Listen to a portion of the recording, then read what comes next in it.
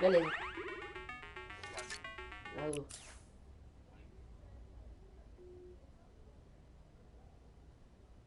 Find the right lane angles, and also sometimes just putting shots out in the right spot. You just need to be able to consistently deny as much as possible. And Taldog, that was sick!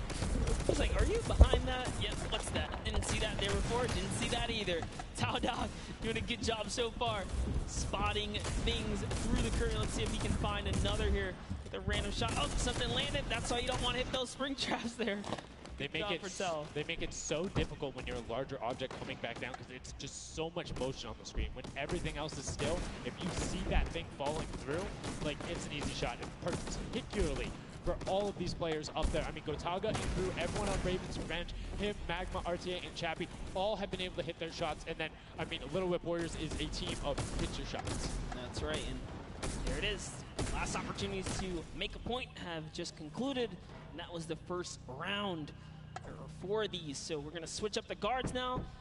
Little Whip Warriors get a chance at, trying to earn some points, and as do the others. The next round will begin. That dragon's so cool. That's so cool. Look at that. Yo, almost looks real. Yo, shout out to the observers. That shot right there, that's really cool. Big fan of it going out. And as you can see now, round 2 is underway. This is the final match on Junkyard Juke of set 2. And right off the bat, 2 archery targets and a water heater marching on out. Yep, that archery target is worth 10 points, though. So if you can bring that all the way through, it's one of the, I guess, smaller, large point objects. Magma doesn't even care. He's impatient. He saw the blinds open up. He just kept going. Savenoff did pump the brakes, though, even right here. Notice, stops very early. He's just trying to blend in and get as many points as possible right here. Ooh. Did get picked up. It might have been the book there. That's the one thing that you need to note that makes it very difficult about the bullseye or the archery target is the fact that because it has those placed legs, you have to be deliberate about where you're setting down. Otherwise, you're right, like, boom, right there. That book would be a giveaway if somebody decided to look down and double check that box. But there's 6 other boxes around, so relatively safe. Good path chosen there from Tyler, and opts to stop and be, a little bit of patient, and might have cost him there. I think he would have had it if he had just go full send, and I think he thinks so too. Yo, it makes me laugh to see him scratch his head, his jaw drops like, oh, being so close and not making it through is so unfortunate.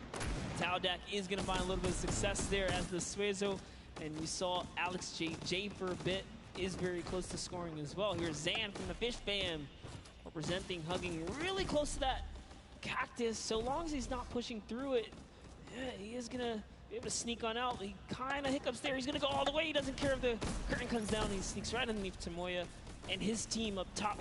Funky Fighters are at 35 points now in the guard tower. They can't earn any more. And that was a great run there by Zan tonight as he's Fenos waiting for the blinds to go down, making sure he can find an angle, and then pushing in towards. Needs to be careful of that spring right there, but doesn't matter. It gets picked up anyway as he's like, hey, there wasn't a card there before. Alex JJ now looking to find a run. You can see Fish Fam and Llama Record Code currently hanging out at the top, but again, haven't had the chance to be up there, so can be expected. Alex JJ now 2 targets, both running out. Good stops at the same time, but particularly if you have 2 people taking the same path as the same item, it kind of has a little bit more of a benefit because you're like, yeah, those were both there but mine. There's no way those are both props. That's what I was going to say. I was like, you know what? Honestly, if you see a bunch of the same things, they blend in a little more. It's when something's an oddball that you really start to shoot.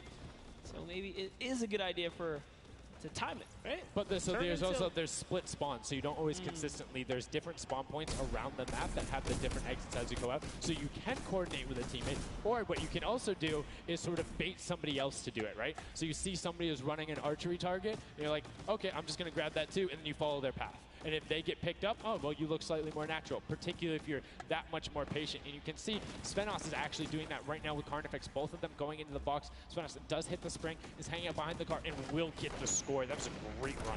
Yeah, he actually recognized where he was not looking down in the right direction, so he took advantage of that. Funky Fighter let his guard down for just a second there. He did manage to sneak on through, so that was the big point there in the final seconds as this round is now coming to a close there. Next round is going to begin. We're going to switch up the guards. Take another look.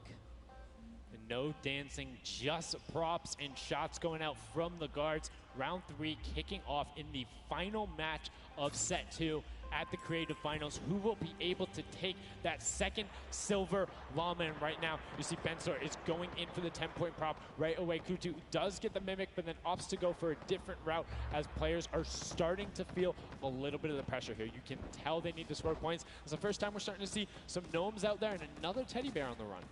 That's right, Kantaka representing here. He's putting himself straight behind.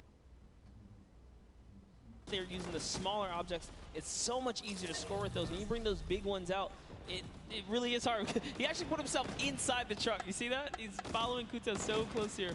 Just got to use him as bait, really. As you get behind him, he's safe.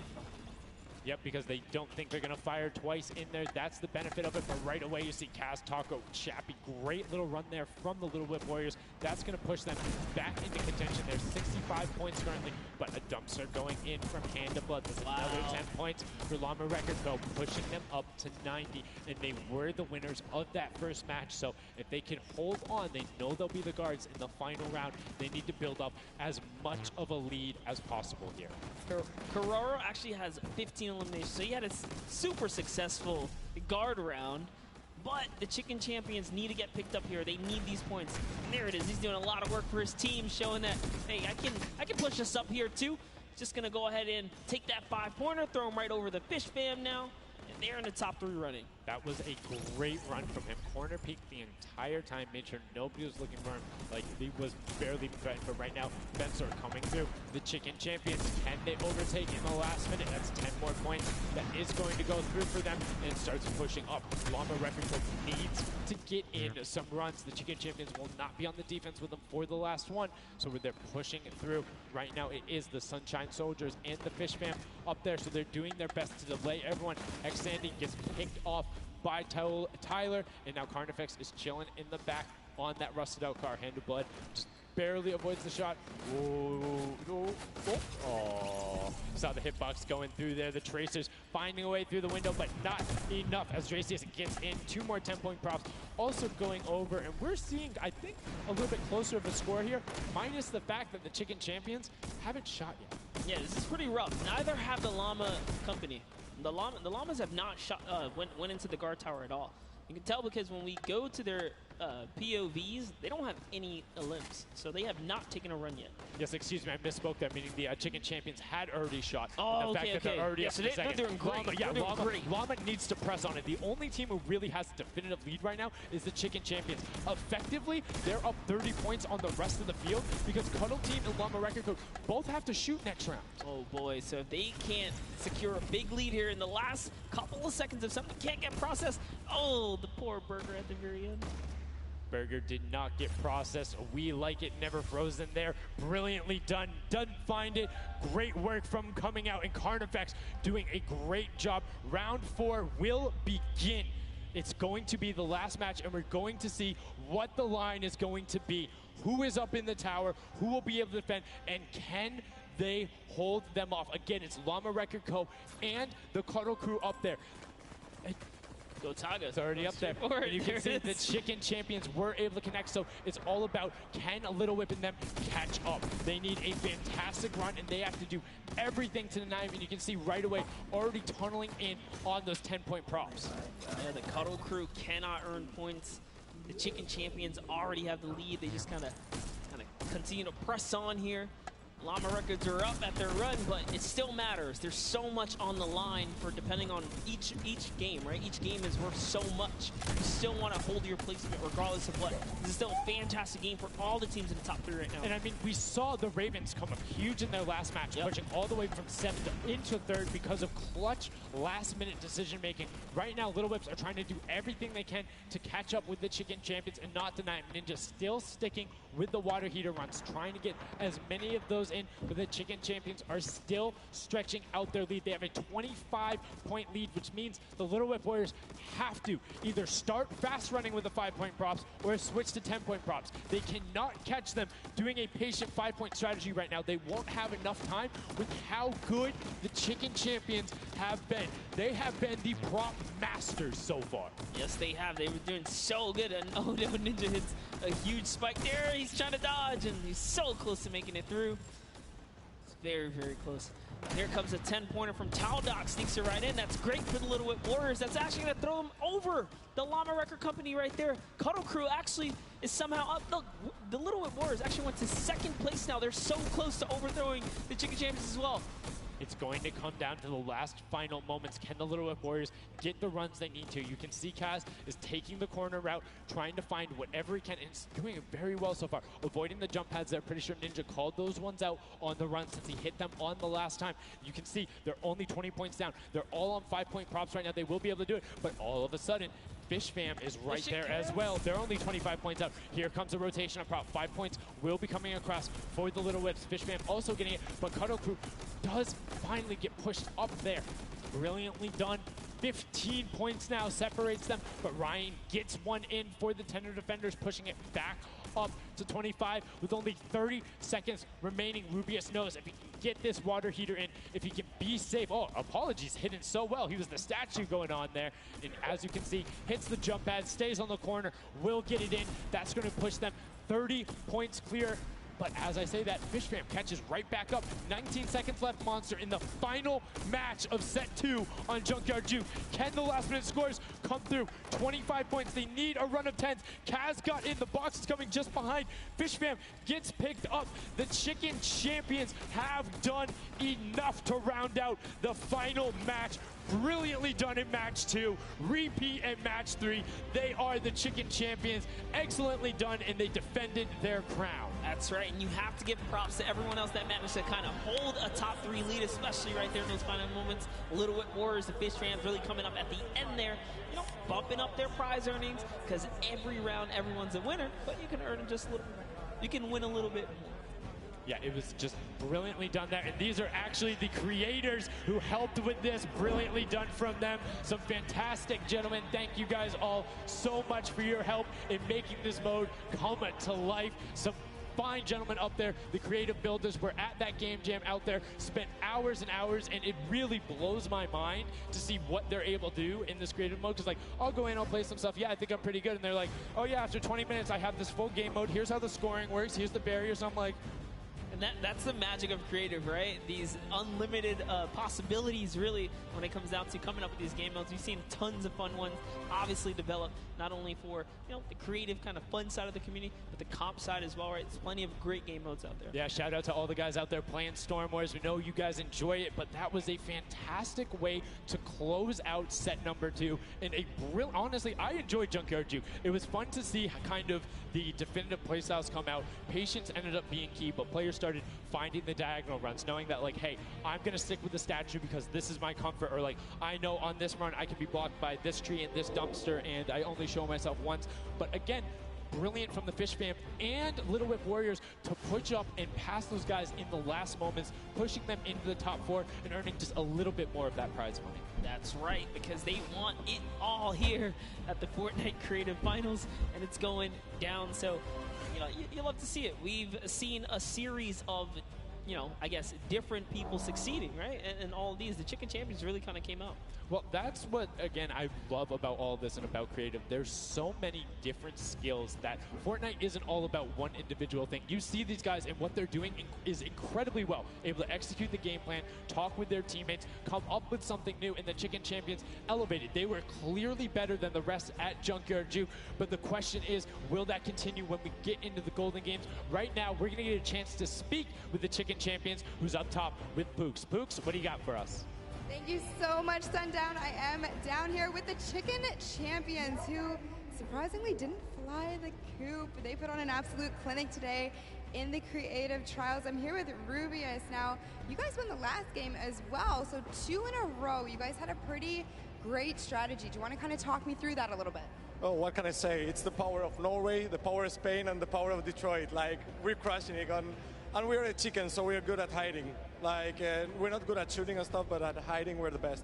The best strategy, I think, is, well, let him take the big stuff, and we are like the supports. Like, we take the small stuff, the 5 points and stuff like that. And the trick is, don't tell them anybody, but the trick is to go in the corners. Like, no one is watching the corners. It's insane. So no one is watching the corners. I hope all of your competitors did not hear you just say that. Now, he said that you were in charge of taking the big items. Does that put a little bit more pressure on you? No, it's good. It works good, so. So you guys have a ton of confidence now. You have won 2 games in a row. I'm so excited to see how you all perform in the rest of the day. Going into these next games, do you have anything you're going to change, or are you going to keep things the same? We're just going to keep things the same, stay consistent, keep level head, play slow. That's really it. So. And finally, just for you there on the end, I just want to talk a little bit about, you touched on the diversity of this group. Yeah. Now, I know you guys have really not played together much before. What has that been like, coming together, playing here with your teammates from all over the world? It's amazing. I share these moments with my team, and the next mode, it's amazing. And bueno, this parkour, I think my team is very good in parkour, and I win. We win. You guys are so confident. I love it. Hopefully that carries on into your next games. Congratulations again, guys. Thank you so much. Sundown, back Can to I send you. some love to Twitch chat? Oh, Let's go. Twitch chat. Twitch chat. There we go. No. It's everywhere, man. Thanks for the plug out there, El Rubius. Fantastically well done. Love to everyone all over, no matter where you're watching, whether it's Fortnite.com/watch, on Twitch, on YouTube, in client, you're loading up all that stuff. Thank you guys so much for all of this, it being here. Set 2 is done. It's wrapped up. But, I mean, we saw a big shift in the gameplay. We saw a lot of different changes going on, and it's going to be interesting to see what ends up converting into the golden games when we see a little bit of a remix on it. Not going to spoil any surprises. I know, it's fine. But I'm just curious to see who is able to then take their gameplay and enact it when you get to think on it. Because you get to then process and be like, okay, we were this close. We were right there. If we had maybe like a little bit more aggressive, or like maybe if we were a little bit better on defending, or maybe one person picked a different lane, the result could have been different. And these guys have been so good at adapting to the circumstances that I have no doubt that the Chicken Champions aren't just going to comfortably sit on top. Yeah, not only that, they gave away some strategies, so we'll see if Bala outside can, kind of break that down and see if he can give us a little more insight on everything. Thank you so much, guys. The action is heating up. It's also heating up outside. Trying to cool off a little bit here at the Fan Festival, but awesome games of Junkyard Juke. And Chicken Champion seems to be racing away with this one. We're going to take a look at some of the moments from that last game and how they won. So here, first off, just having a good time in the front, and also maybe also flexing a little bit their trophy that they may have just secured in terms of a llama. We'll find out that later. But their strategy the entire time, they said it before in the last game, they're just trying to go for the high points. They're just trying to score these, at least getting not those 2 points that Monster was advocating for, but go for the statues, go for the boilers, all those things that net you tons of points, and that's how they came out to a lead. Here it is again, them just cheering on. We have the reactions from the Chicken Champions on their win as well. Nice trophy lifts. Maybe they'll be doing that later on here. The statue using that to get above the opponent's vision, their field of view, so that they can't see, they can't hit their shots, and the reactions of the win. Just bliss as they win their second game there on Junkyard Juke. Absolutely amazing stuff, guys. I can't wait to see who's going to earn that and who's going to continue on towards their path to the Creative World Cup champions.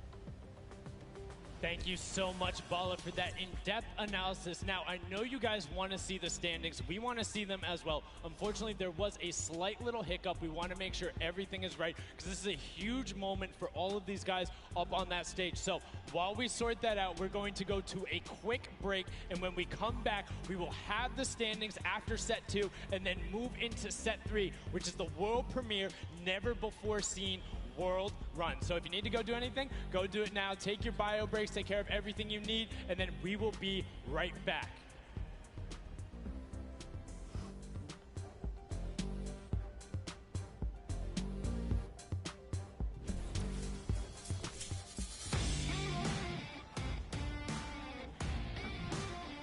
Hey, my name's Magma, and today I'm in New York because I qualified for week 4 of the creative trials for Godiga's map. I'm really looking forward to showing my skill set off and meeting all the players and showing everyone what I can do here.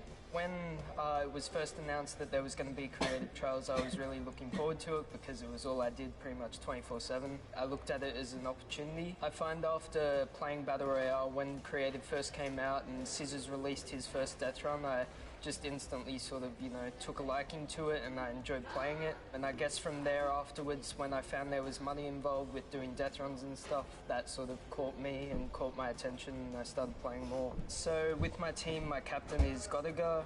He's a French content creator and my teammates are Chaps and Ardia. I think we can do really well at the Creative World Cup. I think our team has a good combination of the death run skills, but also the shooting and building and the good chemistry we have in the team. I think it can really make our team do well.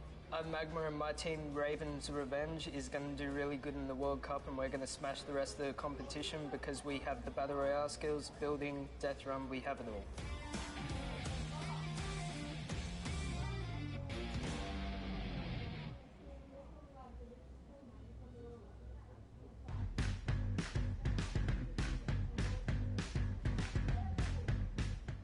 I'm here in the production pit. I am in engineering row right now. I am joined by my friend Peyton, and he does the robotics. Let's talk a little bit about that. What do you do specifically here? We have a bunch of robotic cameras around the arena that we shoot different angles from, and we're able to pick up shots of the players that are playing the game. We also do a lot of crowd shots, so we're able to shoot the audience and get some really great reacts for both the stream and for the front of house feeds that go up on the screens. You guys heard it. If you're out in the crowd this weekend here live for the Fortnite World Cup, show us some energy because Peyton is going to be looking for your reactions and you could end up on stream. You want to play with it, see how it goes? Of course I do. That's not even a question. I'm so into this right now. This is amazing.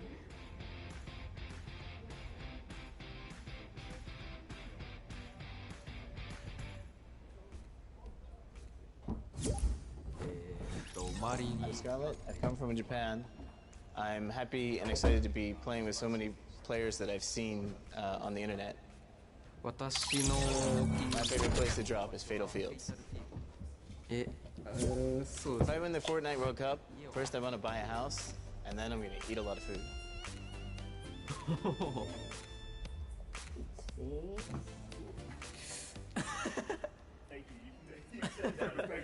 It's so heavy.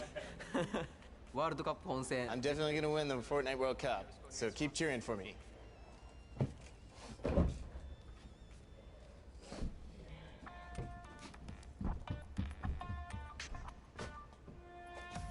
Hi, I'm Fortnite and I'm here to compete in the Creative World Cup. I competed in most of the trials and was really excited when they announced the bonus weeks after the original 5 were over. And I competed in the JR with 100 level map and I had to speed run 100 levels, which was good. I really enjoyed all the different styles of maps and death runs that there are, and I really enjoy speed running them and trying to get as good as time as I can. The moment I found out that I qualified, it was just insane and I wasn't sure if I was going to before that, and it was just crazy that I am here. And Fortnite and the Sunshine Soldiers are going to win because we have 2 captains who are twice as good. What is going on? We're getting some good practice here for the Fortnite World Cup Creative Finals happening very, very soon. A lot of first thoughts, first looks at the Sky Station Showdown, which is an incredible map. It was a great map. I mean, it mixes a huge new element into the game.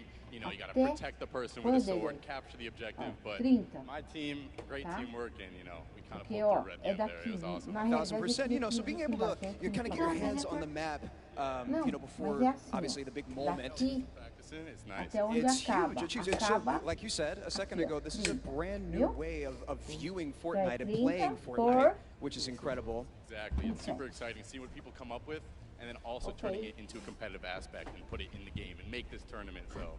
It's amazing. So, any general kind of thoughts, concerns, maybe about strategy? I don't know. I think we won, so we know the strategy. All right. Listen, this is practice still. We've got the big moment coming up very soon. But do you want to shout out your team real quick? Yeah. No, we've got some speedrunners in our midst. Actually, we've got Tyler, we've got Zand, and Suzu. They are all speedrunners of death runs. And as you know, later in the Creative Cup, there's going to be a death run involved level. So we're going to take that one home too. Inspired by the creative man, Scissors himself has made many a streamer, many a content creator very angry with a death run, myself included. Great job with the practice round. We'll see you very soon. I'm excited. Thank you. Ladies and gentlemen, welcome back to the Fortnite World Cup Finals. We are here in day number 1 where the creative finals are going down. The stadium is jam-packed with fans from around the world who have traveled here not only to watch us crown World Cup creative finals champions, but also solo and duo champions as well. I'm Zeke, this guy right here is Bala, and we're getting ready to hop back into all of the action. Now, I think, we've seen a little bit of the first 2 game modes. We got to see a little bit of the Sky Station Showdown. We got to see a little bit of that Junkyard Juke, but there's actually something that Sundown teased, and that is the World Run. Yep. The World Run coming up next. It is an awesome, it's something that I think a lot of these players are used to. Yeah. And I think they'll be very, very comfortable here. We'll have to see whether the challenge of the obstacle course will be, anything that these guys can balk at, or if they're going to be able to just cruise through it. We'll see. It's going to be fun, though. Well, it's going to be really interesting, right? A lot of these players are very familiar with death runs, and it's very, mechanical, right? Yep. If you know how to execute, you can get through these obstacles, but you have to kind of get your eyes on them first, figure out how they work, and then make it through. So I think it's going to be very interesting, very fun for everyone here, and all the players as well. I'm hoping to see someone make it to the end. I don't know that anyone will, though. We'll see. 30 coins, and from what we've seen in practice between us and other people, it's very difficult, so we'll see. We'll hop into the overview and stuff like that later, but just to give some examples of the things that there are, there's the trap, trying to trigger them, making sure you move. Impulse grenades are in play in this. There's some lava, all sorts of treacherous things you have to get across in this world run. A lot of Neo jumps as well. And again, massive shout out to the 17 content creators that helped put these maps together. Mad props to you. Their hard work is being shown here on the stage. And these guys are at home, here, of course, playing it as well. In case you guys forgot, I'm Zeke. This guy right here is Bala. We're getting ready to jump into these next few matches. We'll get you guys up to speed with all the format and all those things. You kind of tease it, but we'll get there in just a moment. And very quickly, the Chicken Champions were actually the winners for set number 2, Junkyard Juke. Let's take a look at them right now. They were overall victorious of that last set, and there you go. The Tender Defender is there in person to congratulate them, Bala. Rubius and his team, they worked hard for it, and they are the victors. Yeah, and warming up for the next run, but they know now they earned the Silver Llama for that set, so it's 1-1. Woo! Chicken Champions earning their Silver Llama right now. They're surprised because they were getting ready, but here it is. Rubius is like, wait, do I actually get that? Is that actually mine? Yes, it is. Yes, it is. So, they are the current set winners. They have a Silver Llama for themselves. So that's now 2 different teams that have a Silver Llama. With only a few set matches left to go, I believe, if the Chicken Champions can secure themselves a second Llama, that would be huge for them and their team, but we'll have to see how things go for them. And the timing of the Silver Llama couldn't come earlier because they're about to hop in. This is definitely a booster for them in terms of their emotions, in terms of their confidence going into the World Run, because it is precise, it is difficult. You have to make sure that you hit it, otherwise you're wasting time. It's going to be a race between these guys to get as far in as possible, so that confidence boost is going to help dramatically in this last normal set here. Yeah, for sure, and it is actually a race. The World Run. It is similar to a death run with a bunch of obstacles. Let's go ahead and talk about that and everything that surrounds it. So there's actually 30 coins in the map. Whichever team gets all 30, the fastest or as many as possible until time runs out will be the victor for that round set. Like I said, these are insanely difficult obstacles. I'm going to be honest. I'm going to be forthcoming. I'm going to be vulnerable with you, the Fortnite fam. Listen. The farthest I got was 14. That's not bad. Okay. It's actually really difficult, and I'm by no means a death runner. By These no guys means. are the best. These guys are going to fly. In terms of death runner, in terms of this map specifically, it's going to be absolutely awesome. We're going to go ahead and take a look at some of those obstacles right now. So go ahead.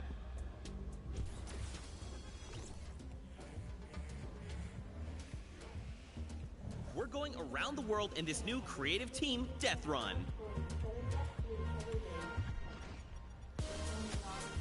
In this challenging new creative game, 8 teams of 4, led by some of your favorite content creators from around the world, will compete to collect all the coins in their lane faster than everyone else. The first team to collect all coins in their lane wins. If they don't finish, the number of coins they collect will determine their placement. If a player is eliminated, they'll respawn at their most recent checkpoint. Any team member can grab a coin for their team, so players will have to work strategically to gather all of the coins before the 10-minute timer runs out. It might sound simple, but it ain't easy. Players have no mats and limited items they can pick up along the way. Each team will have to use teamwork, communication, smarts, and speed to make it to the top of the leaderboard and take home their piece of the $3 million creative prize pool. Ready, set, run!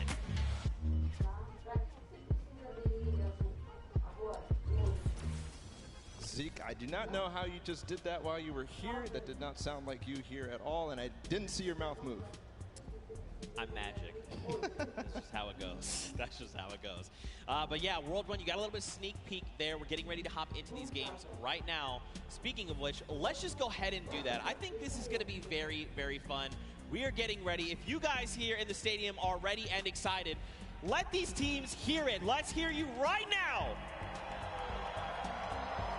Man, that's so weak. No. Okay, let's pretend the first one never happened. Like I was saying, if you guys want to let these teams know how you're feeling, let them hear it. Yeah, that's what I like to see. And now the game begins. Here we go, the world premiere of the World Run. See how they do out of the gates. They are open now, and it's all up to these guys to start hitting their first jumps, and people are falling left and right.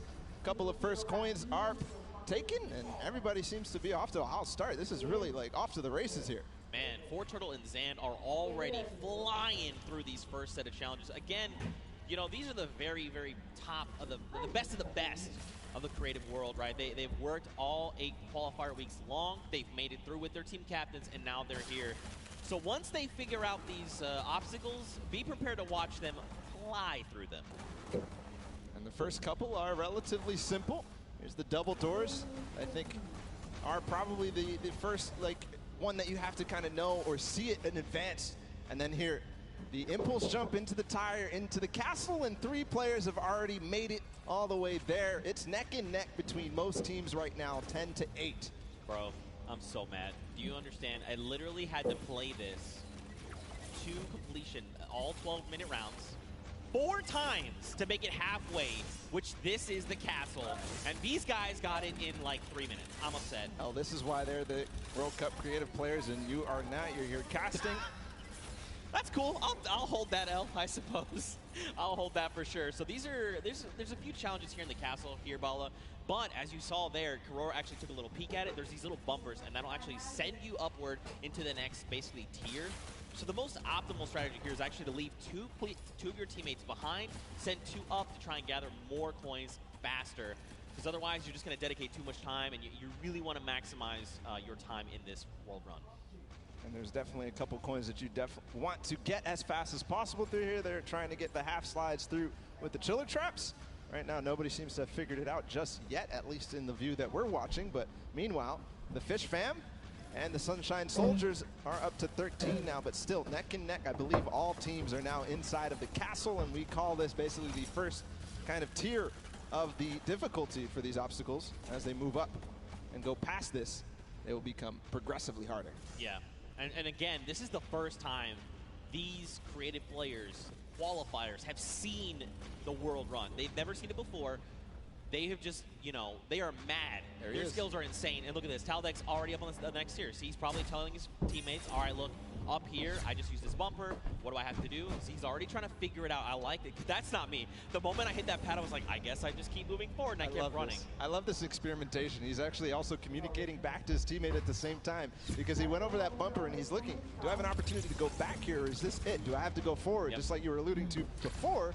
And now he decides, okay, he tells exactly what's going on to his teammates, Ninja, Kaz, and company, and they move forward. Alex JJ, though, is off to really the races. He's way ahead of everybody else, I think. But no, there's a Raven's Revenge.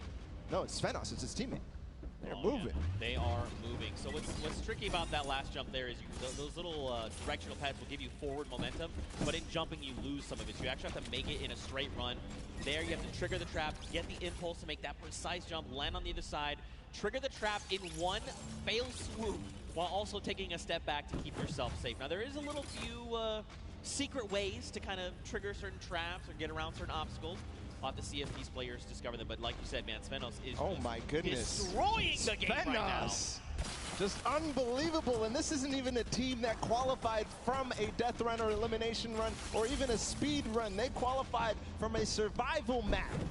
And he's doing things like this. He is leading the pack. There's a fish fam up ahead of him, though. Yep. They're not hitting this just yet. This is so precise. You have to change the altitude. Is he going to hit it? No. Second try. Here's Suzo. Go. First jump. Now this is the impulse. You want to send you a little bit forward. Now this is one where you want to get height. You got to throw it, try to get on top of it. No! Just barely Suzo. And he's at 21 points right now in third in terms of coins. And it's all up to timing, I think. Zeke, we might see this end in the first match here. In the first round, they might end up completing everything because they still got 5 minutes to go. Well, we'll see, Bala, because here's the thing. That obstacle there is called the ice jump, but this next one that Fortnite adds, we call this the double danger. Let's just look at this real fast. This is really tricky. He already knows. He's already downloaded. He already knows what must be done. So you actually have to double hop, double bunny hop, land on the edge, take a step back, trigger the trap without being eliminated, right? Then you can walk up this small ramp. Then, depending on how you want to go about it, you can just go forward. Yes. He actually makes... Okay, I'm upset. Third try. I'm leaving. I'm done. Fortnite. And he gets the coin in one swoop. Oh, my. But one thing, we have to look at the scores right now. 5 minutes to go. Fish Fam is at 26. They only have 4 coins remaining. But everybody else is starting to fall behind. We're starting to see the Fish Fam come way out above here of the rest of them. That's because they probably have the majority of their players through. The majority of the players are collecting those coins. There's Fortnite. He makes it through the double danger, collects the coin. Now, what do you do from here? They get up. Man, this guy is absolutely insane. There it is. And you know, for Fortnite, it's funny because he's just excited about being here, able to compete on the stage in front of thousands of people and all of his peers. And bro, he is just slaying it right now. Oh, you gotta be careful. Okay, all right, yep. Everything's fine. Now you gotta make the jump. You got the one hop. You gotta be careful. That is... Gotcha! That Get in trap, baby! That is the first time I've seen that. I've seen the theory. I mean, I've heard it theorized, but I haven't seen that yet. But Fish Fam, I was wondering. It's Scissors and company. 26 points. They're not at the same point that the Sunshine Soldiers are at, but they're at 26 total, the entire team. They have clearly synergized with Scissors here, but looks to be that even the Ravens Revenge are stuck at 26, so this might be a difficult one to get past. Yeah, this one, so the tricky bit about this one is there's actually no checkpoint in between here and where you need to get to. That's what makes the double danger that double dangerousness. 26 points across, and there's only about 3 minutes left, so these guys really have to focus on trying to get through. Now, the key thing going forward is, again, this is a test of speed, right? So a lot of these players are seeing the traps, they're making it through, memorizing kind of what they have to be doing to make it through these obstacles. Zan's already through. And that means when they get to come through next time, it's going to be that much faster, right? They're going to be just tearing through all of these obstacles like they're nothing. Hand of blood, Lachlan, here we go. Two team captains. Hey, this is important too because they still have coins to earn on their own. Right. They're they're all the way in the back. They're not earning the coins. They're not helping their team out in front, trying to figure out the obstacles. But two captains back there. Ooh. Okay. All right. Trigger the other one. Yes. All right. Land on it. Trigger that one. Dude. Is he gonna get it? Nice dodge. Ooh.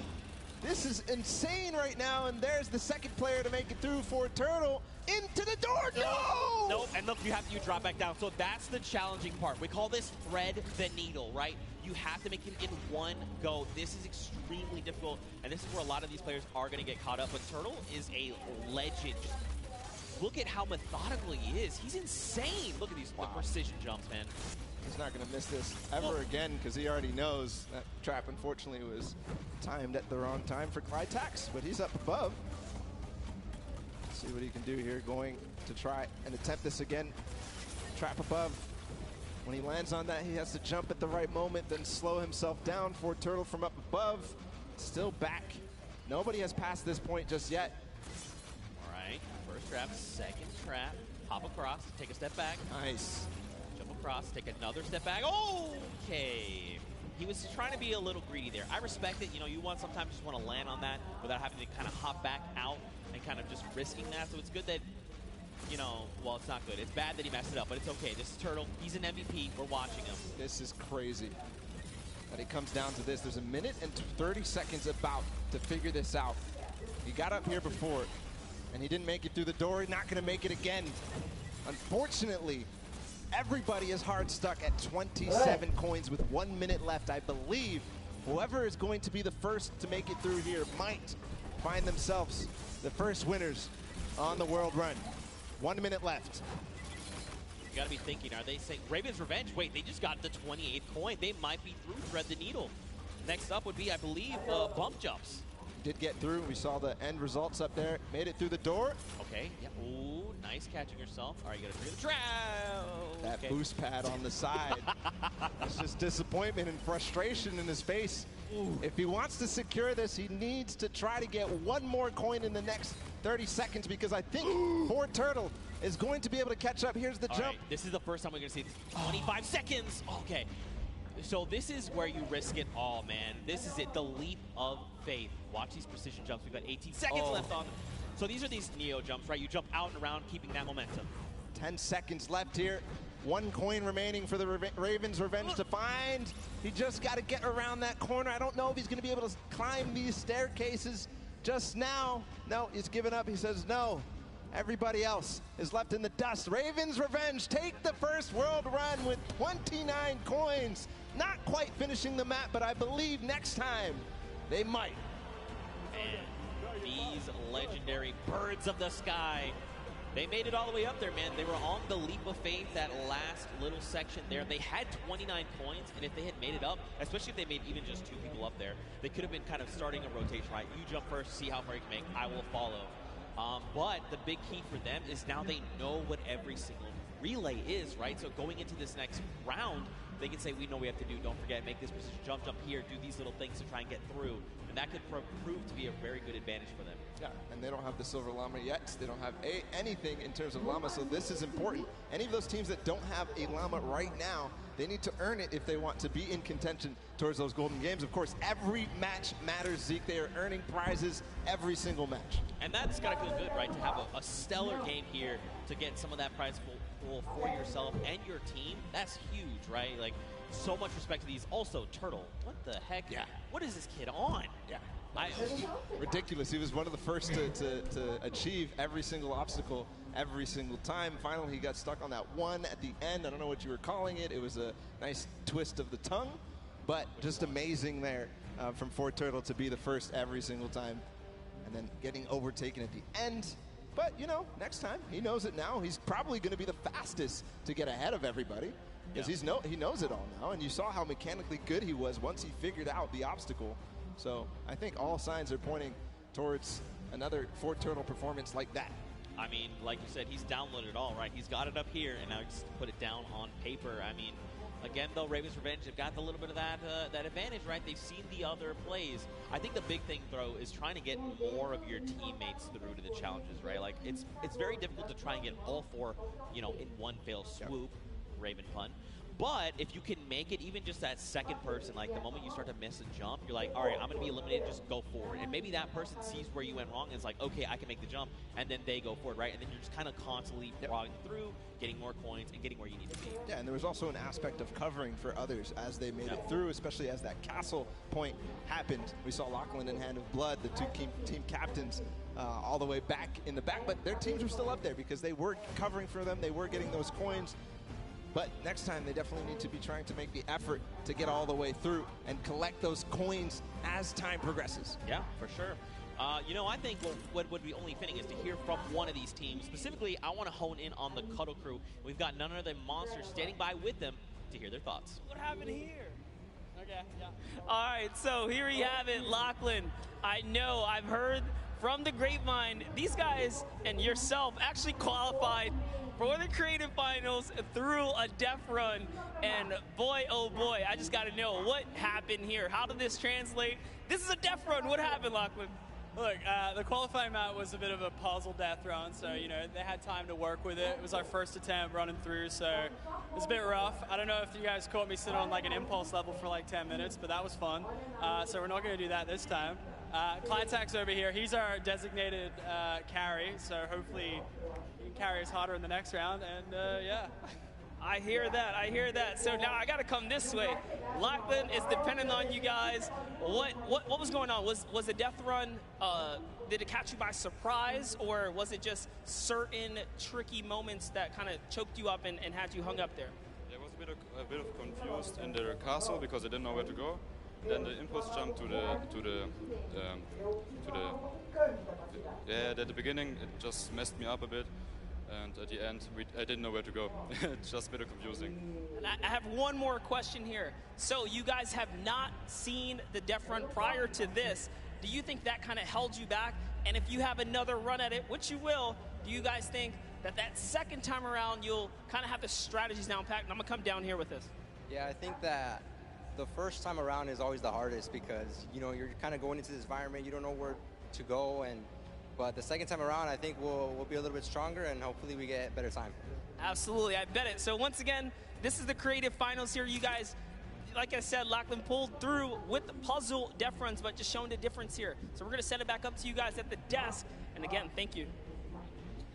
You know, Lachlan, you are good at many things, but apparently you're showing the world you're not the great at impulses. But it's okay. You're going to have another shot in showing them that the original thought we had is wrong, because I know you can do this. I know you can. We had a chance to talk earlier, and you're like, bro, I'm the best. And I was like, I know that. Show everyone that. You just got to show them, Bala.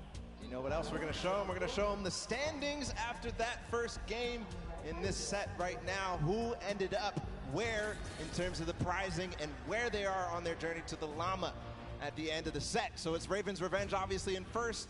They earned themselves $55,000 and that much closer to the silver llama. That's right, but don't forget, Funky Fighters and the Chicken Champions both have those silver llamas. That is going to be a massive determining factor in going forward. You know, if you're Raven's Revenge, you are absolutely looking to try and snag that silver llama if possible, because that's going to put you in contention, right? Then you have to set your eyes on the gold llama for the tiebreakers. But all in all, to be able to kind of come through and win that prize money for you and your team is massive. They have confidence, right? And again, I think the only other team that stands right in their way right now is for Turtle. This guy is a maniac. He's showing us that he is. Let's see if that happens here in game number 2. The Sunshine Soldiers fell short, but Fort Turtle showed us all what he was made for, and I think we're getting ready to go into the match. As all the players are loading up right now, there's the Fish Fam, Scissors and company. They're all about to start. The gates are about to open. Guys, let's hear it for them.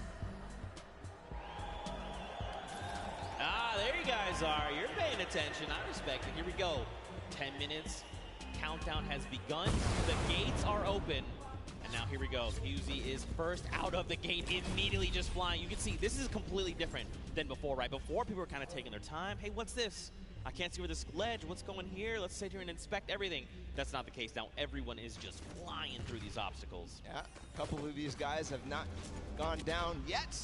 Here's Magma making his way through with the Ravens Revenge. This was the team that came out on top and was the player that led them all the way up to those treacherous stairway that we saw at the end there. Almost getting up around the corners.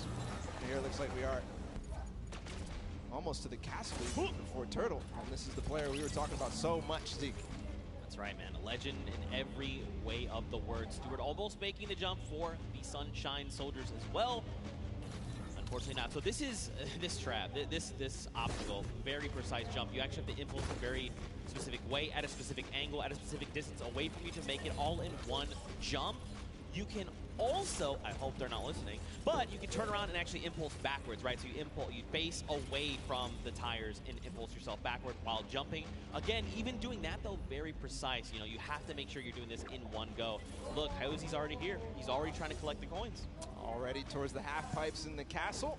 Wonder if he already triggered all the traps down below and grabbed that coin, or if he's leaving that for another teammate. Gonna grab that coin perfectly. Nice job by Hyuzi. Now he's moving up even further. No, he's gonna go back to get those traps. He made it. There you go, Suzu. Nice. All right, trigger the trap. Take a step back. Impulse forward. He's already too shallow. I mean, look. The castle. Yeah, I'm actually surprised. So don't forget, the castle is open. So once you do make it to that halfway mark, you can just send someone forward, right? Like, even if you're the first one and you're really confident, you could say, hey, Bala, I know you made it first. Just go. Go up to the next round. I'm going to stay behind. I'm going to pick up the coins, right? So quite a bit of teamwork going into this. But look along the way, man. These jumps are crazy. Susan, what are you? Okay, what a legend. What a legend. Showing everybody that you can hang. Just led on the team of Scissors with Fish Fam. We saw them not too far in the prizing. 18 points right now. They're leading the way. But no, it's actually Fortturtle again. Already towards these varying distance impulse jumps. And is he going to first shot it? No, not exactly. You know he's going to hit it on the next time. Yeah, absolutely. Again, you know, this is kind of one of those things. The more that you do this, the easier it is the next time around, right? Once it's like you throw it here, you're like, nope, that's not correct. This might be it. Okay, closer, closer. I like it. Will he make it on the third jump? Don't forget though, we got the Funky Fighters at 20 coins. We've got Fish Fam at 20 coins. Sunshine Soldiers, they need to try and pick it up. Here we go. Nice, but get across. Nice. Perfect play from Fortturtle now towards the lava jump and what you were dubbing as double danger. Is he gonna first shot? Does dodge the traps. Okay. This is from where he went last time, gets the coin, he's gonna double back. First try. Oh my goodness, he went through those. I would have gotten scared there, but no, Fortturtle knows exactly what he's doing. Gonna get all the coins in first try on the double danger, but doesn't make it through, so he has to still complete it. And Suzu and Sand, meanwhile, from Fish Fam, are taking the lead. And that's what I kind of talked about, right? Trying to send two through. If you and your duo partner can make it through these jumps and get there, then you can start watching, right? Because like you as a player, you go to do it, you mess up and you're eliminated, you're like, what happened? What exactly did I do? You kind of go back and then kind of relive that moment. Not here, right?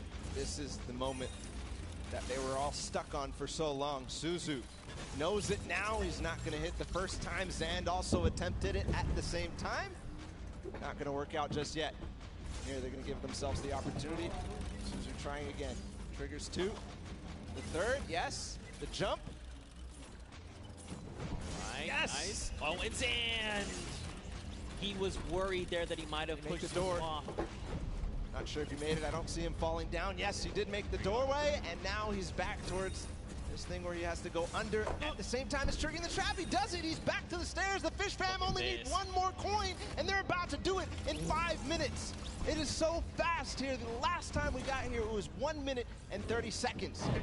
So one more coin for him to complete the map. He makes it farther than any player has yet so far. Where's the next pad? He actually found it first try. I don't believe it. No, that was not where you gotta go. You gotta go back inward. It's okay though. He's gonna get another shot. Man, that was very impressive. Honestly, I would have been like, where am I supposed to go? But that's why this is called the leap of faith. You've got to jump around that corner and hope that something will be there to catch you. Faith he has. And with 4 minutes and 50 seconds to go, not a single person, not a single soul in vision. He's going to have plenty of time to work with. We'll see if the Ravens' revenge can repeat and get back to where they were, but it looks like Sand is also going to join as well, but no, he falls just before. Yes, Tyler too. So the Fish Fam is coming through in big numbers at this last leap of faith. And you know what could be huge here for Fish Fam? If they can make it through the leap of faith and they can actually get this coin, they're going to stop the timer, right? So less time that everyone else kind of has around to observe what's going on and try to get this practice in, the better. Here we go. Nice. All right, you got to jump in and out and around. Out and around. Yes, use the wall. Okay. All right. Yep. Look around. Uh-huh. Yes. All right. Okay. All right, here we go. Wait. Last jump. Ooh. And he needs to hit the coin. This is going to be it. No, he didn't. Just barely missed there. Finally hits the bouncer and he's gone. There it is. The first players to complete the world run in 5 minutes and 52 seconds. An unbelievable time compared to what we saw last time. But still, the remaining teams have to battle it out. Back to the Ravens' revenge. They're still on the double danger. And they are going to get through. He has to hit the door, though. Oh, he almost fell all the way back down. Here we go. Not finding the speed, not finding the bounce there. Threading the needle. Oh. You hate to see it. Now, don't forget, remember, Ravens Revenge was the first team from last round. They made it here, and they're already kind of right back where they need to be. You've got the Sunshine Soldiers also going for the leap of faith, but look at how many coins they have, right? In theory, they should be at 29. This should be the last coin that they need to pick up. But someone hasn't picked up points. Now, where? I'm not sure. But that could make or break their performance right here. That absolutely could. We know Sunshine Soldiers had a great performance last game. Fort Turtle has completed the map. If you see him up there, he's just watching on down. But the Ravens Revenge seem to have completed just a little bit more. Everybody now, I think, going to be trying to attempt these last couple of jumps. And they must try to complete the match. But important to note is the Ravens Revenge in second place right now. They need one more coin as well. That puts them in a huge advantage for that Silver Llama when we go into the third game. What just happened there with Stewart? He just climbed to the top with the tires. That's right, the secret tires. See, these are little things you discover as you're... Oh, it's okay, Stewart, don't worry. Take a deep breath, line it back up. You've got this. 2 minutes left on the clock, Bala. Taga all the way in the back. He's catching up with his team. He's going to hit that. Can he hit the last one? He lost a little bit of speed, but he does. So he's joining up. Maybe he can collect any coin that he missed. No, it's actually going to be Arthur up here. He's got to finish the leap of faith as well. So a number of teams here. Man, you got to think, if you're everyone else, you've already seen the Fish Fam stop that timer at 5:52, right? Just under 6 minutes. So you're thinking, we have to go. We have to be hitting these jumps, and that's just applying more pressure, right? Especially with a crowd here roaring as well. You know, there's all this pressure on the line. Nice jumps here. All right, keep looking around. Yeah, you see it right there. Bounce off the wall, out and around. Oh! So difficult. So challenging. He's learning the reasons why right now. He's going to continue to get more attempts. Meanwhile, the Funky Fighters have gotten their last coin up to the final one. Kuto being the player who gets there. He's on the leap of faith as well, so it's just head-to-head against these two. And this is very important for Funky Fighters. They need to stop Ravens Revenge. If anything else, getting second obviously important, but also because it's head-to-head against Ravens Revenge, this is such a meaningful final jump. And, I mean, don't forget, they were the winners of that first round, so they already have points built up from that. If they could secure this last coin, that could be massive heading into the standings. But again, we've just got about 50 seconds left here. You can just tell they're just trying to hit these jumps with everything they can. Okay, Kuto, a little bit further than we saw him last time. He's got to make the leap. Yeah, this is the one you have to go out and right? There you go. Now the bounce off the wall. So looking exactly, seeing if there's any more opportunities. He makes it. Okay, this could be clutch. This could be clutch here from Kuto. Just gets to the top here, and then he needs the bounce pad. Yes, perfect. Just the coin now. He gets it! There it is! 9 minutes and 23 seconds ahead of the Ravens Revenge. Still time on the clock, though, for the Ravens Revenge to collect that last one. And what's impressive, too, is that 2 players have actually completed for it. The players up above, but now the rest of them, 1 second remaining. It's still going to be the Fish Fam, 5 minutes and 52 seconds, who take that one. That second map of the World Run is down and done. Man, mad props to the Fish Fam. They did it in almost under 5 minutes, right? They came out at that 5:25 mark, 5.5 minutes. Now, Funky were right behind them. A little longer, right, at that 9:23 mark, but still, they got all 30 coins. If we have to go to tiebreakers, these 2 teams have 1 more coin than everyone else up at that 29 mark, so that could very well make a big difference heading into tiebreakers. But again, Fish Fam, way to show up. I respect it. It's crazy, the improvement from game 1 into game 2. Yeah. It was just awesome. Ravens Revenge obviously in the first match coming out ahead, but Fish Fam clearly improving all across the board. It wasn't just one person. It felt like it was the entire team because that time was unbelievable. That's going to be hard to beat. Yeah, we'll have to see who else can do it. Again, you know, Ravens Revenge had a fantastic showing. Funky Fighters showed up there at the last moment. And then, obviously, the Fish Fam. But don't forget, you still got players like Fort Turtle over on Sunshine Soldiers. Everyone, all of these teams have someone that's going to get them very, very far, right? We've seen that. But now the question is, heading into this next match, what does that mean? Fish Fam have already completed it. Funky have already completed it. Raven have gotten close. Does that mean we're going to see another 5-minute timer? Could we see it even faster? Good question. And what Ravens Revenge needs to figure out how to end the match. Because if they don't, then they won't be able to get ahead. They won't be able to close out, especially as other teams go ahead. Fish Fam knows how to complete it. They've proven that they can complete it in Funky Fighters as well. Yeah, sure. Well, for now, let's send it over to the stage where Pookie is standing by with the Fish Fam. And Pooks, real quick, ask them what their favorite fish stick is. You know, we can't always make it all about you, but I am down here with the Fish Fam. It is, dare I say, official. They're the first team to take a victory in the death run. I'm going to start here with Suzu. So you were the one that essentially clutched that victory for your team. How did that feel? It felt great. Like, at first, I choked the bouncer, and I thought I choked the level as well. But then I figured it out, and I picked up the coin. I was like, wait, this is it? Let's go, baby. It definitely looked like you were in a little bit of a precarious situation there for just a second. Was your team coaching and helping you that whole time? Yeah, they kept track of the coins that we picked up. They kept motivating me, like, you got this, it's easy, we got this, we got it in the pocket and stuff. So yeah, that felt great. Awesome. Now, I'm going to come over to you, Scissors. We all know you are the veteran of death runs. You have been doing this from the very beginning. It must be an absolute honor to be here on the stage today competing, being able to help these guys out, pulling through to a victory. Are you going to continue the strategy going into the next game? We've got the strategy on lock, and obviously it's awesome, you know, helping these guys, but they're helping me win. They're the real speedrunners. Well, I mean, it is a team effort at the end of the day. All of you have picked up coins. Sand, I'm just going to go over here and talk to you really quickly. Now, I mean, this Creative Cup, what does this mean to you as, you know, a creative champion? I mean, I'm not a champion yet, but maybe, yeah. Maybe one day. Well, thank you guys so much for staying here, hanging out with me. Best of luck in the next run. Zeke, back to you guys. Look at that, the Fish Fam ready to go back in. They're already getting their heads back in the game. Also, great pun, Pookie. Also, I'm upset with you that you think this is all about me.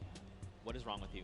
All right, though, anyway, what kind of takeaways do you think these players can make heading into the next game? Well, the takeaway that I take out from that is that they were all supportive. They interviewed, they said they were supporting each other, keeping track of the coins, and pushing their Suzu ahead, making sure that they're encouraging him. But for everybody else, I think the takeaway is, how do we beat that leap of faith? Yep. That's the one that everybody's gotten stuck on. They've wasted a little bit of time at the double danger, but the leap of faith is really where everybody needs to close out, especially the Ravens Revenge, if they want to get that silver llama. Well, we'll have to see how things unfold for them. Very quickly, though, let's take a little break here. Let's send it down to Cam for his insight. Sundown, what you got? And Bala, and we're gonna take a look at some of the kind of strategy that goes into it. But first, all of these competitors who are here, who are competing in this world run, have had an opportunity to get there. It's been incredibly stressful. There's a certain amount of kind of mental edge you need to get through it. So let's kind of take a look in and how these competitors prepare for what was a world premiere and first appearance ever. Let's take a listen in and how these guys are talking and getting ready for the match.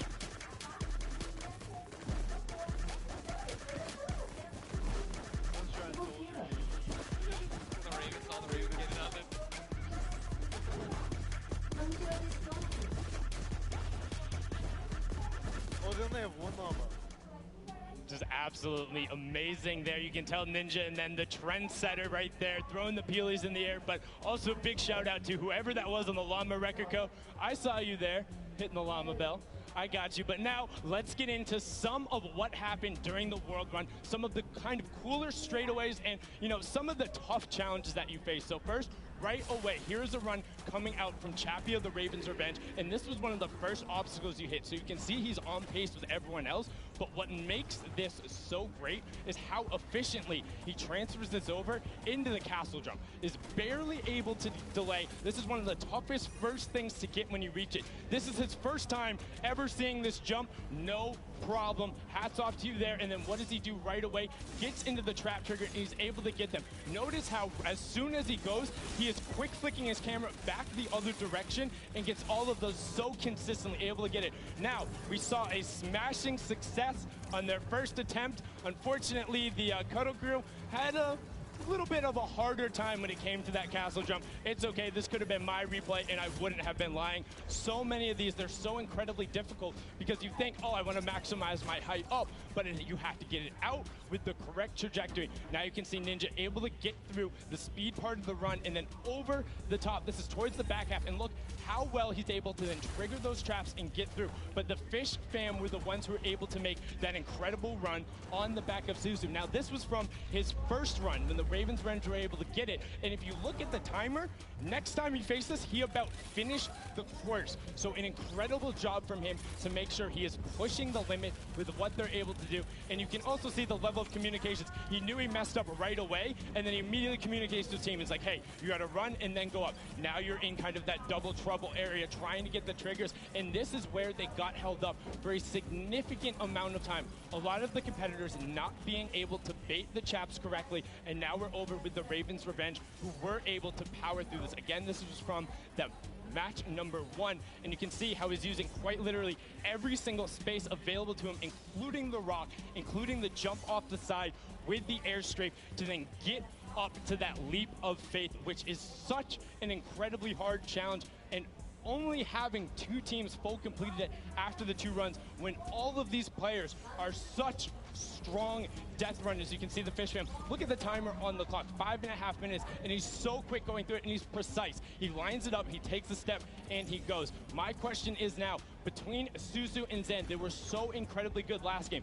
Can they beat that time? Can they keep pressing the pace, and will they be able to do it better? Because when you get up here, you have to do everything right, find the lineup, not miss a single one of your drops, and then get the final coin. Was able to then double back and grab it there off the launch pad for that 5:52 time in the #1 spot in match number 2. This is now the 2nd time we've seen the world run, and we asked the question before, what happens in run number 3? Can the Ravens Revenge get over that last obstacle of the leap of faith, or will everyone else start pressing up higher and higher and being able to challenge him?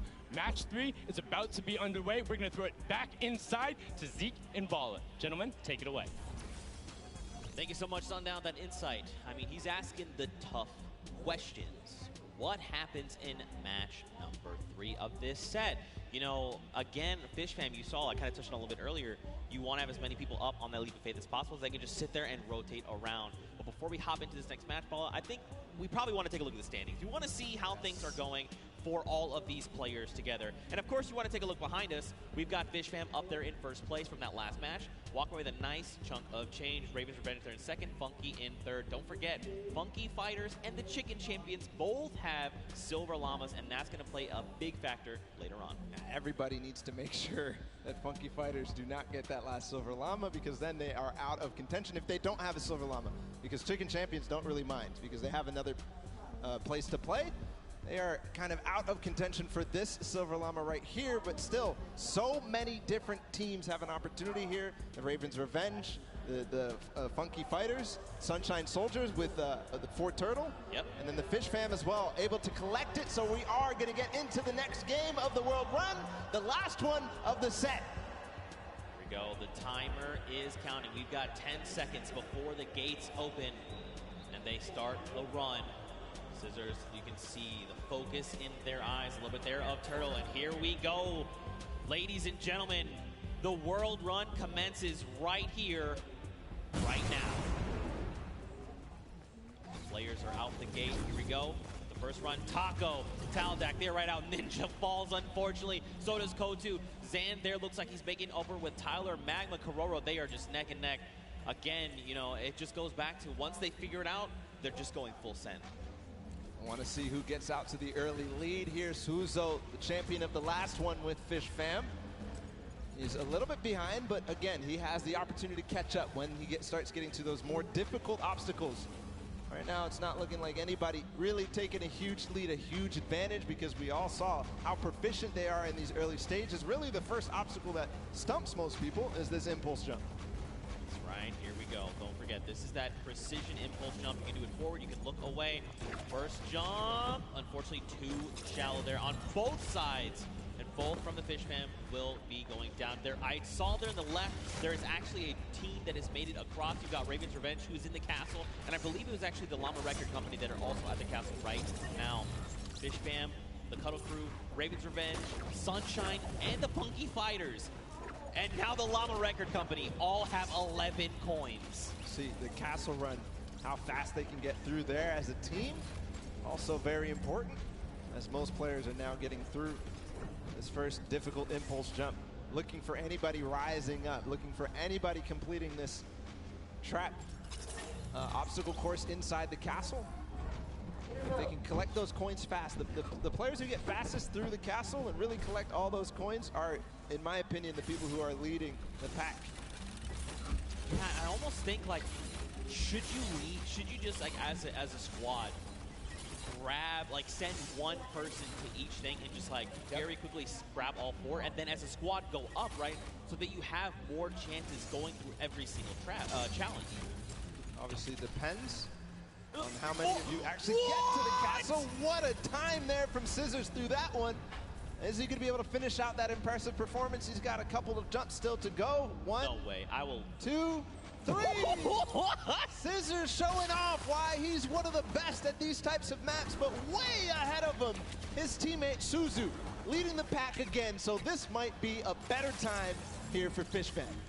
All right, man. Scissors, that was insane, dude. Again, like these guys are so good, right? Once they figured out, they can just do it. It's almost like muscle memory. You see Suzu here. Now, if Suzu's smart, he waits here for Scissors to get across, and then once Scissors gets across, he can start triggering the trap. He's going to opt to say, look, you know what? Let's just go. I'm trying to get the coins. We need to rack up as many and as quickly as possible, because don't forget, last game, they got that 5.5-minute time on lock. They still have another 1.5 minutes going off of last game, right? If they can do it again, it's going to be huge. Waiting for the chiller on his feet to get off before he goes forward. Now he has full reign onto this one. If he one-shots this, he's putting himself in such an amazing time. He's kind of letting his team do the rest of the work. A one-shot here from Suzu. Is it possible? Getting through the door? No, just short. Shallow. But he did not go all the way back. He's continuing the recovery on this run. Not quite enough. Man, Suzu putting everyone in his fishbowl, saying, don't worry, fam. I've got this. Gonna jump down, first trap. Second trap, hop across, take a step back. Nice. Oh, there's actually someone else there. Is Scissors there with him? This is huge, though, if Scissors is there, because look, they can hop through together. Suzu can trigger this and then get Scissors there where he needs to go, and then there will be two members trying to get these traps. Unfortunately, too shallow. Making the same mistake there on that bouncer. Speed pad up into the bouncer. See, he's trying to keep his back towards it so that he can make sure he hits the bouncer on the right point that he wants to. Kind of has it memorized at that moment, but a lot of teams starting to catch up right now, so, you know, starting to lose the pace that they had in the first game. Ooh, don't slide off, don't slide off. Unfortunately, slid off. Now look, Sunshine Soldiers, they're already at the 28-point mark. So are Raven's Revenge, with Fish fam right behind them. Everyone else is tied right around 25 coins. Oh, and look, they actually sent Flytax forward. He's trying to make it to the Leap of Faith. So he's left his teammates out behind, saying, look, just gather the coins. I'm going straight to Leap of Faith. That's the 1 point we know we need. Magma up ahead as well for the Raven's Revenge. And the record of the map by Fish fam has gone past. That was 5 minutes and some. And we're now down to 5 minutes left total. Magma making sure that he makes this jump. He doesn't want to waste time. I think he might have the confidence here. Just got to bounce off the wall. No. Short. Not yet all the way through. If he can do this, he is clinching himself that Silver Llama. Stewart, okay. Yeah, these momentum jumps, very difficult, or neo jumps as they're also called. You gotta be really precise, really, I mean, you have to be very calculated with every single one. You got Chappie over here, you've got Stewart across the way as well. And look, you can see Suzu there too. I mean, there's so many people here that are already at the Leap of Faith. And look at the rest of the teams, right? Even the Funky Fighters, Little Whip, and Llama Record Company, they're at 26 coins. They're closing in on that Leap of Faith. Sunshine Soldiers adding their name to the hat of people who are trying the Leap of Faith. Stewart, not quite making it through yet. Magma right now feeling a bit of frustration. He feels the pressure. He knows that he has to try to get this last coin ahead of anybody else. Clytax has joined the fray as well from Cuddle Crew. So you can see too that Clytax is, while Stewart is using his camera, while you jump forward, you whip your camera in the direction you want to start moving. Clytax is doing the opposite. He's actually just using the momentum from his movement abilities, just like his keys, to get him where he needs to go, not even touching his camera at all. Two different ways to approach it. They're both about the same. It just depends on which one you're more comfortable with. Magma here. He's in a good spot. Great ricochet there. All right, just take it easy. Nice. All right, good lane. Almost. The tires? He's going for it. Yes. He's going for it. Could he be the first one? No, Sunshine Soldiers have actually already done it with a 623, and Raven's Revenge there with the 636. So Sunshine Soldiers sneakily got it, but still a great time from them. Don't forget the first round, they were the only ones at 29 coins. What a close race, though. All four teams who were up there on the leap of faith have now completed it. The Cuddle Crew still need one more coin to actually finish the entire thing. Clytax feeling a little bit of pressure. He needs to start supporting his teammates. And then the Llama Record Company sitting at 27 right now. I think this is one of the first times we've seen them towards this double jeopardy, towards closer and closer, edging their way at the leap of faith. The Cuddle Crew have completed, meanwhile, just past 7 minutes. So the standings right now are shaking up with all of these teams being so close together. Can't wait to see where it is. Still, every single placement here matters. Chicken Champions, Funky Fighters, Little Whip Warriors, and the Llama Record Company all at 27. Who is going to come out on top in this four-way race? And don't forget, this really does make a difference, right? They're all competing for prize money, so being able to come out ahead of another team, that's going to secure you more of that pot, so they have to be very careful, right? They have the 2 minutes left, but man, to see all these other teams, 4 of them already get that third coin. Like, you know, we saw that first game, it was like, oh man, Raven's Revenge, the only one at 29 coins. Everyone else is not even close. Second game, the story is Fish Fam and Funky Fighters. Now, we've got 4 teams that have gotten that 30th coin. Insane, especially how close it is. Like, even look at Raven's Revenge and Fish Fam, right? Just a few seconds difference. All that could mean a huge amount when we look at the standings at the end of the match. But meanwhile, nobody yet up to that leap of faith. Oh, actually, Kuto. We saw him finish the game last time for the Funky Fighters. See if he can do it again. He's got 1 minute and 15 seconds to do it. Came in second, just behind the Fish Fam in their record-breaking run.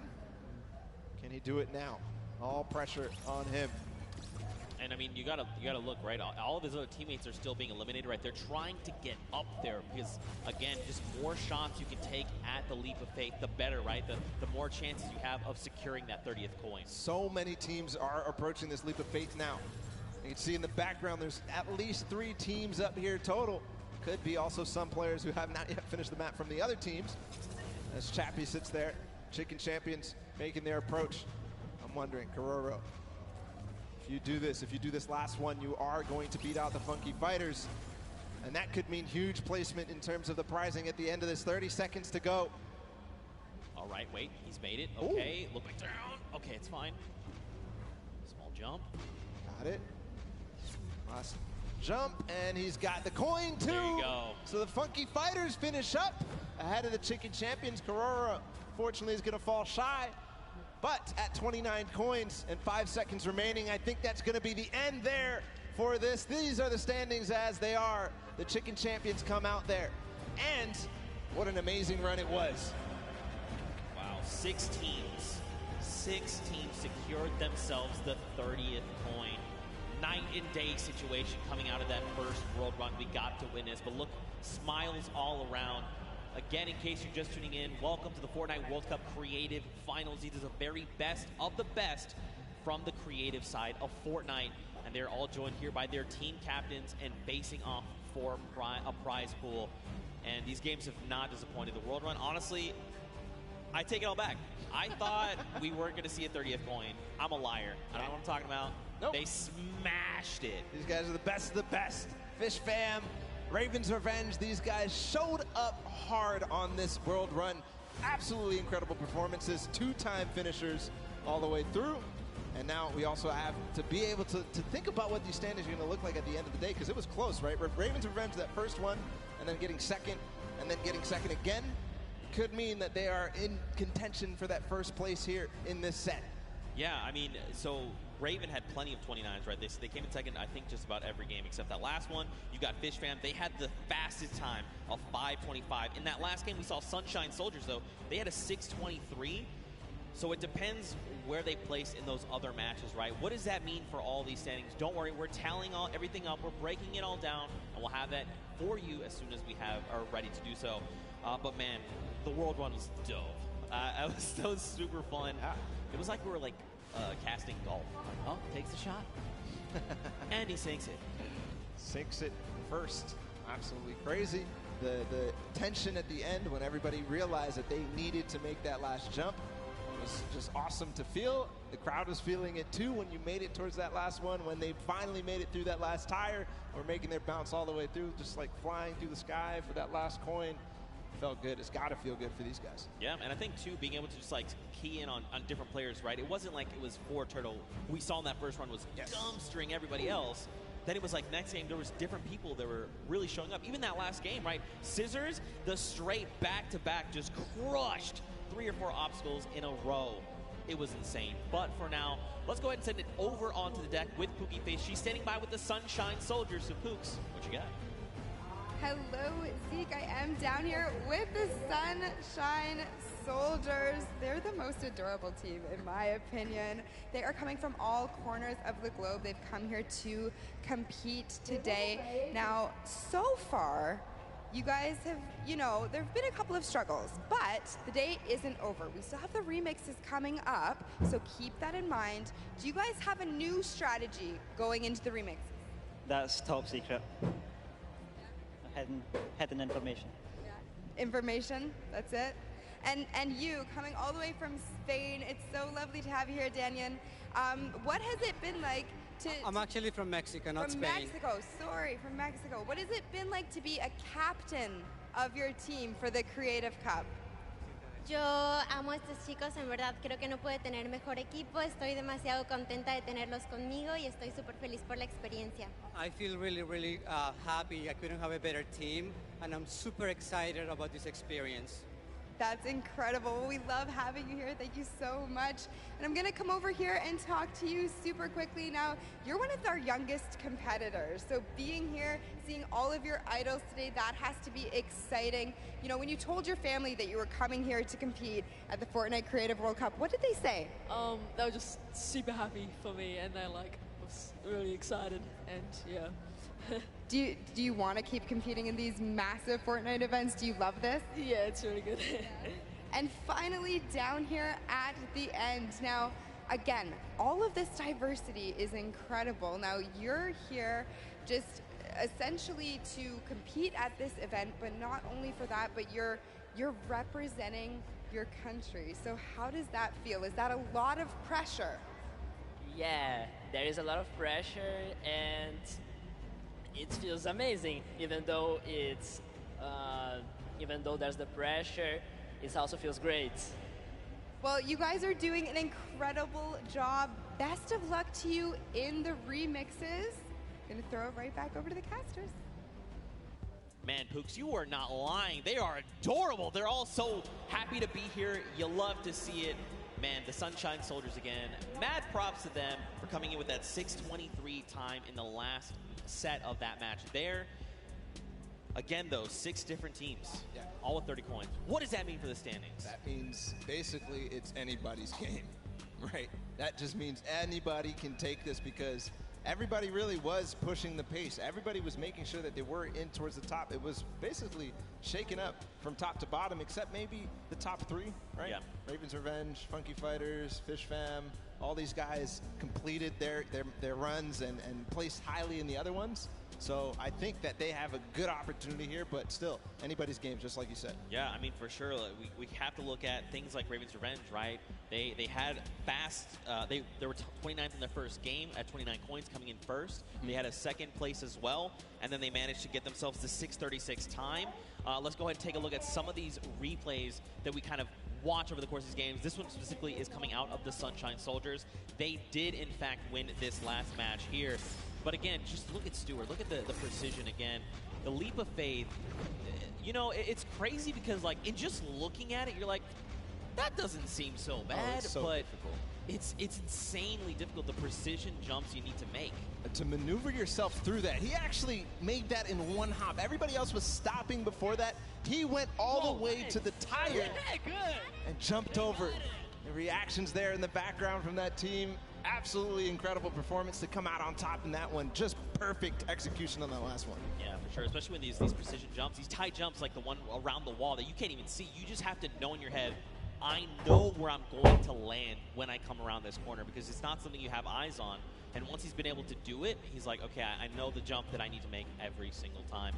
But ladies and gentlemen, you guys got to get ready, because we're coming down here to the wire. We are very close to knowing who are the set winners from the World Run. Everyone gave it their all. Man, did they show up huge. I'm not disappointed. That was so much fun to watch, especially coming off of Sky Station to then Junkyard Juke to this. Just three almost completely different creative game types we got to see today. Yeah, we're putting them through the ringer. They have to do all sorts of things. They have to show off how versatile they are.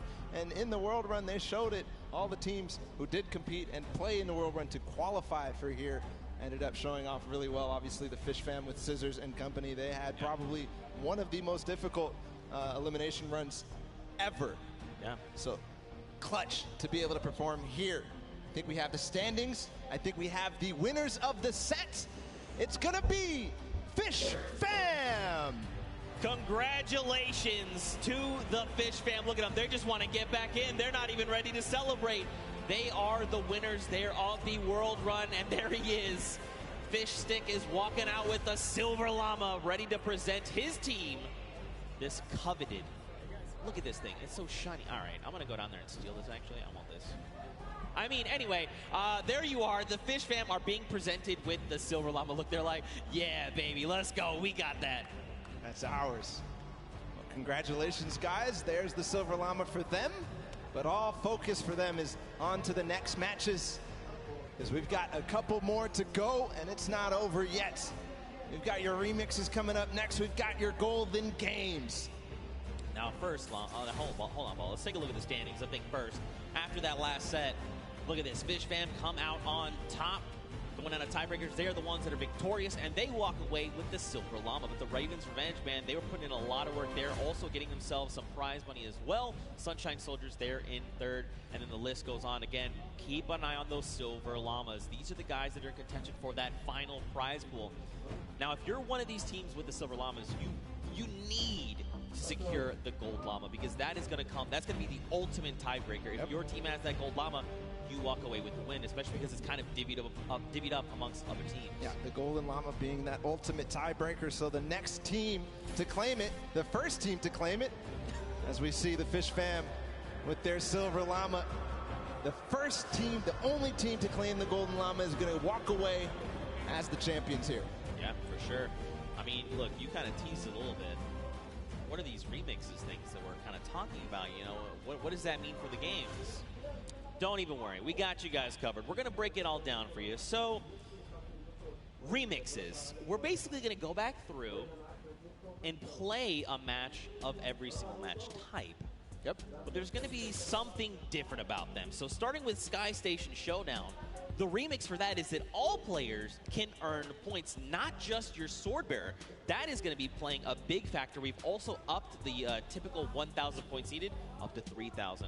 Follow, we've also got Junkyard Juke. Do you want to talk about that one? Absolutely. In Junkyard Juke, we're going to be playing it again, but you can only use large props.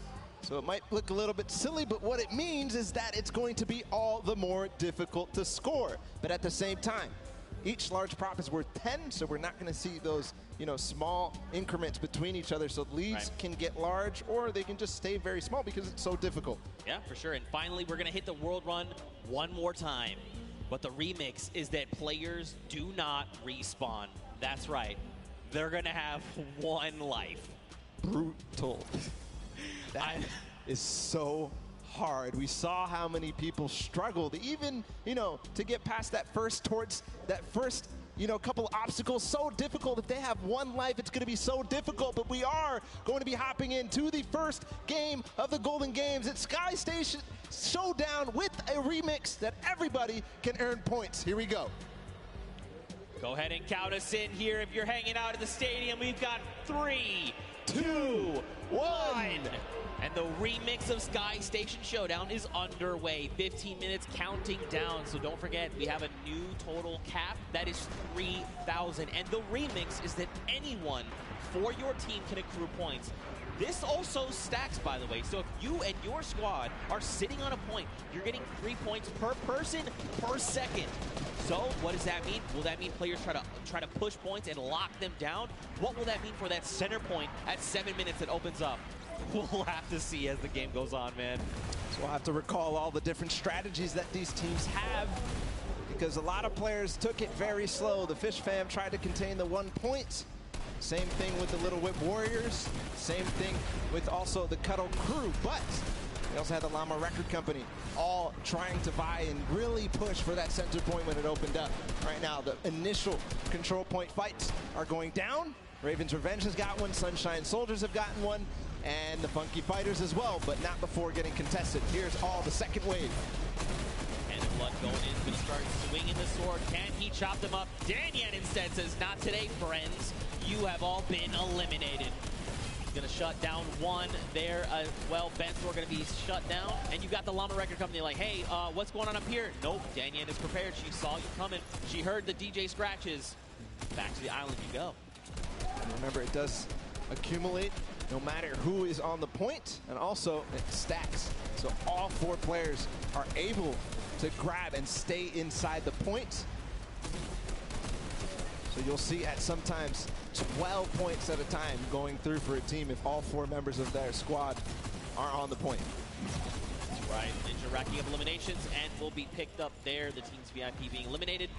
So this is going to drastically change the way you approach these things, right? For example, if you decide to go in and assault another team, especially if you could get that surprise angle and you eliminate all of them, you by yourself can actually lock down that point for any amount of time and start racking up points. So you can look to contest, you can look to leave a team behind, you can break up into groups. There's so many different things, so many different variables to keep in mind as we move through this.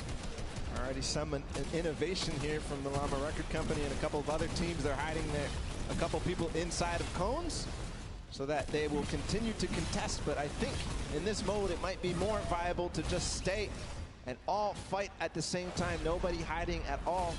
And we'll see too. It kind of lends a little bit more credence to the strategy that people were employing in the first set of games when they first played the Sky Station Showdown. They would have somebody go off and try to clear a point or at least take out their sword bearer. Yeah. But if they do that this time and they manage to clear out a point, they're now going to be accruing on both sides. Yeah, and that's going to make a massive difference. Like let's take a look at Raven's Revenge. They are sitting on 564 points, double of Little Whip Warriors, but they're still racking up the points right now. Ninja going to go ahead and slap Chappie back to the island. Gotaga here wants a cut of the action. It's not enough, but look, Magma also jumps into the fray. Ninja needs to get out of there or he's going to be eliminated. Use the walls. I like this, but you do not have the HP to try and make this work. A 25. He drops Magma down based on that little jump. And look at this, Magma's like, no, friend. You get him, Kaz comes in the back. Oh. But at the same time, another player comes through and Ninja goes down. And Raven's Revenge are holding on all the corners. I don't see them controlling any one single point. Into the Cuddle Crew now in second place. They're in a battle with the Funky Fighters. This is important for everybody. The Fish Fam joining the fray as well. I think the Fish Fam may have overrun.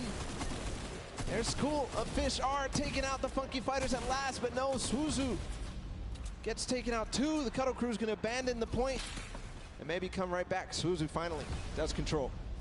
A brief moment, but not too long later, Tomoya says, hello, I would like the red point, please. And now we've got the Fish Fam over here. Suzu's is by himself. He's got a bunch of eliminations. The ball of the Cuddle Crew is coming up. They're trying to wreck him. He picks off Sandy, but unfortunately, he does fall as well. That was terrifying. They all came over the ramp at the same time. If you're just joining us here, don't forget, we did increase the score limit up to 3,000. So if you're wondering, the Raven Revenge, they still got a ways to go, even though they are in the lead as it stands. I'm also keeping my eye out on the Llama Record Company. They're down at 300-ish points. They're going to claim 300 right now.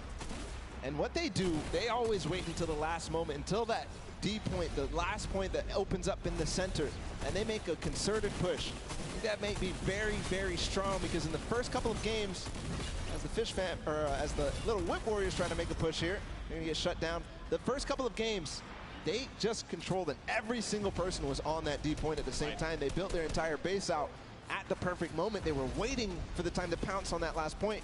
Still 2 minutes until that starts to spawn. Oh, he's gonna launch the Little Whip Warrior. He is in fact gonna shut down Taco. Look at this across wave. Magma gets picked off, and the Little Whip Warriors are back on the green point. Dude, I'm very curious to see what happens when that middle point opens up, because don't forget, it's 12 points per player of your squad on that point if you're uncontested. So you could very well see an entire squad say, the moment that's ready, jump down. We're just gonna try and get a massive influx of like 48 points. Could happen every single second down there. He's gonna net shoot that, so has to put to an end immediately. It seems that this point right here keeps getting under contention by like multiple teams. The Fish Fam, Funky Fighters, and of course the Color Crew, who get cleaned out.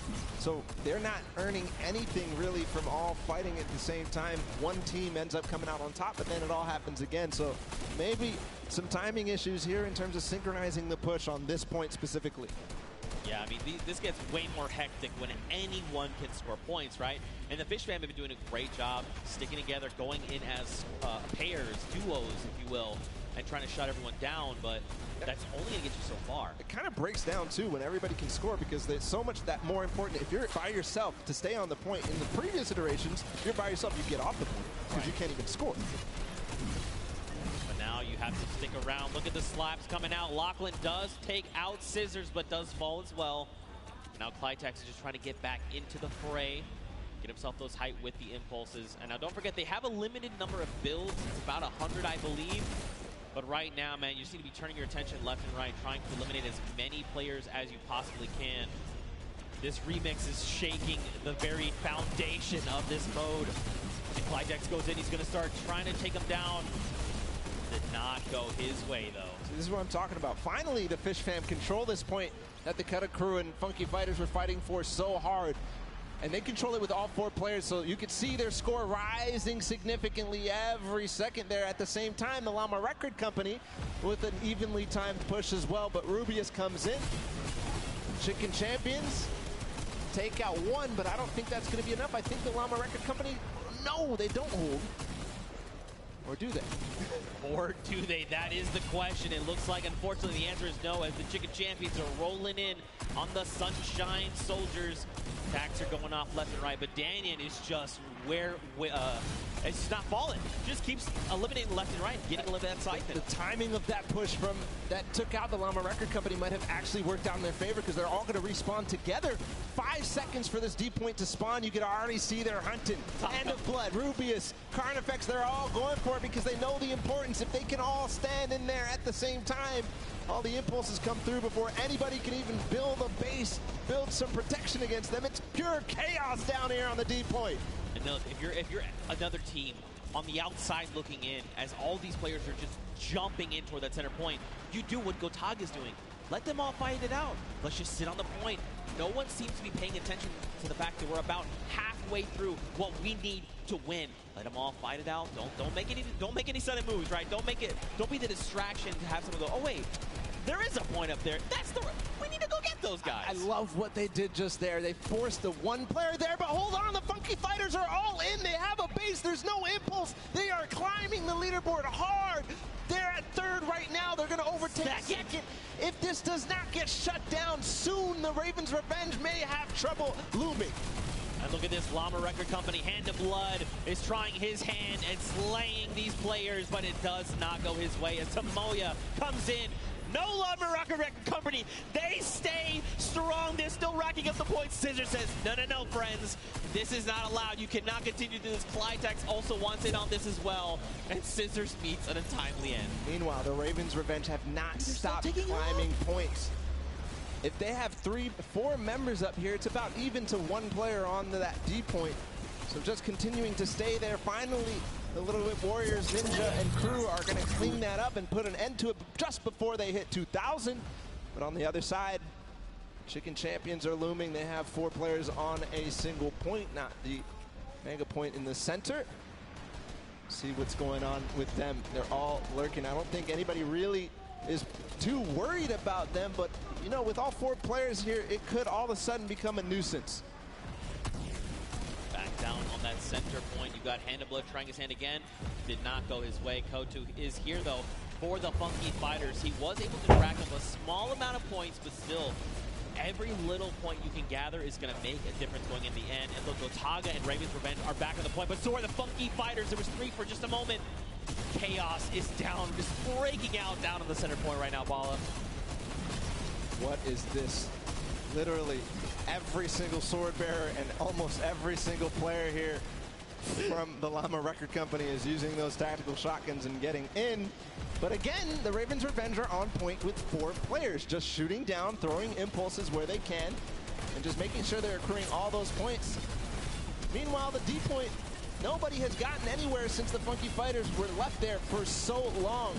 It all depends how this all unfolds. Hold on, they're trying to get a base. I think they might finally break through. No, they lose and trade off evenly every single time.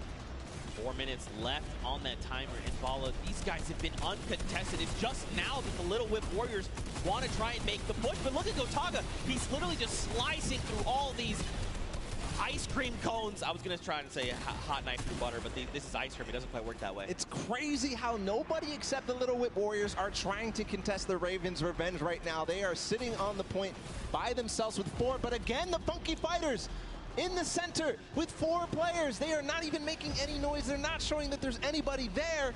They are rising so fast. Finally, Turtle comes in. He spots them out, but that's not going to be enough. They shut him down immediately. They're still on the point.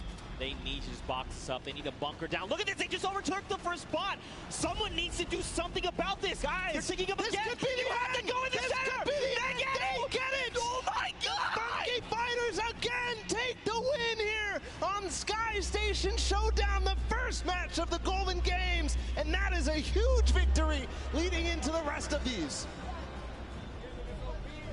Just unbelievable.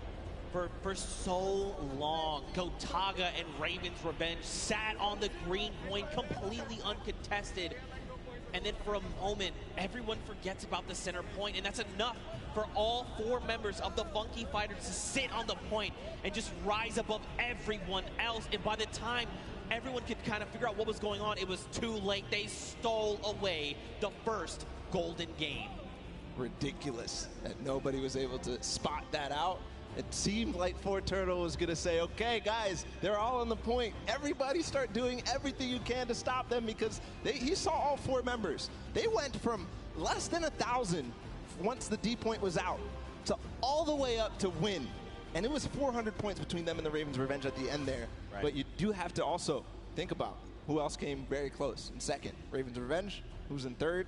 We'll be able to find out in a bit with the standings, but just an unbelievable performance there from the Funky Fighters to realize exactly what must be done. That was the second time they completely boxed up that entire D point.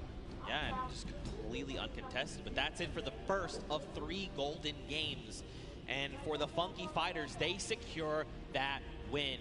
But for now, let's send it back over to Pookie. She's standing by with the winners. Pookie, down to you. Thank you so much, Zeke. I am down here with the Funky Fighters. Another victory. I feel like I've been talking to you guys all day, but how did you find that remix game? Because those rules were a little bit different than what you were used to. So what was your strategy going into that one, Huzi? I mean, everything was so unexpected. We were last and we came first because we got the middle. The point system, because every player gets points, so we win. It was so exciting. So exciting indeed. Now, Raven's Revenge was in first place for most of that match. You guys knew that you had to come up from behind, which you absolutely did, but I kind of just want to talk a little bit about how there are 3 teams tied right now for first place, and the winners of this set will be taking home that additional $1 million of surprising. So I don't want to put too much pressure on you guys, but what is your strategy going into the next game? Are you going to stay the same? Are you going to change things up? Are you going to go for the middle again? Probably. Yeah, we're going to keep doing what we're doing, and as long as it works, we're just going to keep it up. For sure. Sounds like a great strategy. Finally over here to you. When you heard that there was a remix kind of blind side come in, what was your first reaction to hearing that? Yellow. Go to yellow circle and win. Just win. I love it. It's so easy. It's such a great concept. You know, we talk about it all day, all of these things we break down, but at the end of the day, you just got to win. Back to you guys at the desk. Pookie with the most insightful knowledge you'll ever need in your entire life. It doesn't matter if you can just win. Just win. I'm doing it wrong. I'm doing it wrong. You're winning. I'm trying. We're all winning here at the World Cup. We all are, in fact. But so are these players that have taken the stage. Now, don't forget, those llamas are going to be playing a big factor in how the final $1 million prize pool is divvied out. And Pookie touched on it perfectly, actually. Right now, there's a three-way tie. Yep. All right, and that's something we need to take a look at with those standings, just to give you the refresher. So, Funky Fighters, Fish Fam, and the Chicken Champions all have that silver llama. Now, don't forget, every single match they play, they're also walking away with a prize pool that they're splitting 4 ways. That part's awesome. But man, that extra $1 million prize pool at the end will be huge. So either the Funky Fighters, Fish Fam, or Chicken Champions need to win that golden llama for one of them to win, or if you're on the outside looking in, you just want that gold llama. Because if you win that llama, that means you and your team actually win that pot. Yep. You win the $1 million final prize for the Creative World Cup. So all is on the line right now. Those prizings, as they shake up into the next sets, are going to be so crucial to keep an eye out. The Funky Fighters taking a good first lead. Yep. It's not enough. We've seen it time and time again in these first matches of the set. That people who win the first game don't end up coming through all the way at the end. So they have to have a consistently good performance into the next game, which is the Junkyard Juke, and then into the next game too, which is the World Run. That's right. They're all golden. All the golden games with all the golden games. Not the golden boys, just the golden games. I love you, buddy. Now, don't forget, if you guys are watching and maybe this is the first time you're tuning in, don't forget you can watch also at Fortnite.com/watch. If you're watching in-game, you can do that as well. If you go to Fortnite.com/watch, you can actually kind of hone in on a specific team. There's 10 different feeds to take a look at, and you can say, like, you know what? I'm all about the Fish Fam. I'm just going to watch their perspective. You can do that. Head on over to Fortnite.com/watch. Take a look. Here are a breakdown of your feeds right there on screen. It's an incredible new feature. I love to use it. I checked it out on my phone earlier, and just unbelievable, seriously. To see all the different POVs, to see the first and second place POVs, and then also to be able to pick who you want to watch. You can watch Lachlan in feed 8. You can watch Gotaga in feed 4. So just an awesome feature. Go check it out. It's amazing. Yeah, for sure. Now, don't forget, guys, we are 1/3 of the way through the Golden Games. First one, Sky Station Showdown, is in the books, and the Funky Fighters were, in fact, the winner. Now we move on to the second game, and that is the Prop Hunt, a.k.a. Junkyard Juke. And don't forget, the remix, 10-point props. Only the large ones. You can't go with the, little crowbar. You can't go with the wood planks. You can't go with any of that. And there is one of the prizes for the teams that won before. We've got 10 seconds until the game launches, Zeke. It's the second game of our Golden Games here, guys. It's time. 2, 1, the game begins. Now, just a refresher, we can only be 10-point props. So let's break down what these 10-point props are. You've got a snowman. By the way, there's no snow anywhere else on the map. You've got a Christmas tree with a gold llama on top. Nope, that sticks out like a sore thumb. A giant gnome? Well, I mean, it kind of blends in depending on where you stand. If you hide something that's behind something that's blue, you can make the hide. A giant teddy bear. You've got the target. You've got the rusted out car. I mean, you've also got the giant dumpster. So, as you kind of scan your eyes across the map, you can see things like the dumpster, the rusted out car, the target. These are things that could be... Whoa. All right, Kaz. All right, this guy is... guy's got the eyes of a hawk. But these props are going to be... They're going to stick out like sore thumbs is what I'm trying to get at. Yep. Ooh, Kaz, awesome. You see his reaction? Yeah, even Kaz is like, ooh. He's like, wait, Scissors was there. He is finding everybody right now. Good vision. And it is interesting. You got to make sure you know who the guards are at the beginning of this. It's the Little Whip Warriors on the bottom level. They're clearing out the house right now. They're making sure nobody is approaching. Only 4 teams have scored right now. Trying to find people. That there was definitely someone back there that was, there's not supposed to be 3 trucks back there, I don't think. But you know, in playing this, the best way to kind of go about this is every time that those blinds come up, you want to instant reload right then on the spot. Yes, you can try to make blind fires. Unless you're certain, you're like, no, I know where my crosshair is. That's a player. Take the shot. Absolutely. But when those blinds come up, you want to reload. You want to have as many shots as possible before that next, I guess, shade comes back up, right? And the Ravens' Revenge being the other guards, by the way. Nice shot there from Taldak. Yeah, you mentioned when the blinds, I've been calling it the black, when the black comes up, take the time to reload and make sure you're taking the time like Taldak to stop and try to remember exactly what you saw. Don't move your POV, don't move your camera at all, as you try to recognize exactly what changed. You've got to use the uptime of your vision to take as many shots as possible to clear out what you think is possibly a prop. That player came down from below because he hit one of those springboards. Ayuzi moving forward, Zand as well. They're all going with the targets. Ayuzi gets in just barely because Taldak missed his shot. Man, this is really good for the Funky Fighters. They've taken themselves a nice early lead. It's only 20 points, nothing substantial yet, but if they could do this every single round, again, another big prop going in, they're at 50, 30 points ahead of the pack, and the only 3 teams behind them, Fish Fam, Cuddle Crew, and the Chicken Champions. And look, time is done. So that's it. So don't forget, Ravens' Revenge, they have already been guarded. So going forward, all they have to do is try and rack up points. This is going to be huge going forward. The round is going to reset. We'll get 2 new guards on deck. You've got the Chicken Champions and the Funky Fighters. So now they can try to lock out other players from scoring.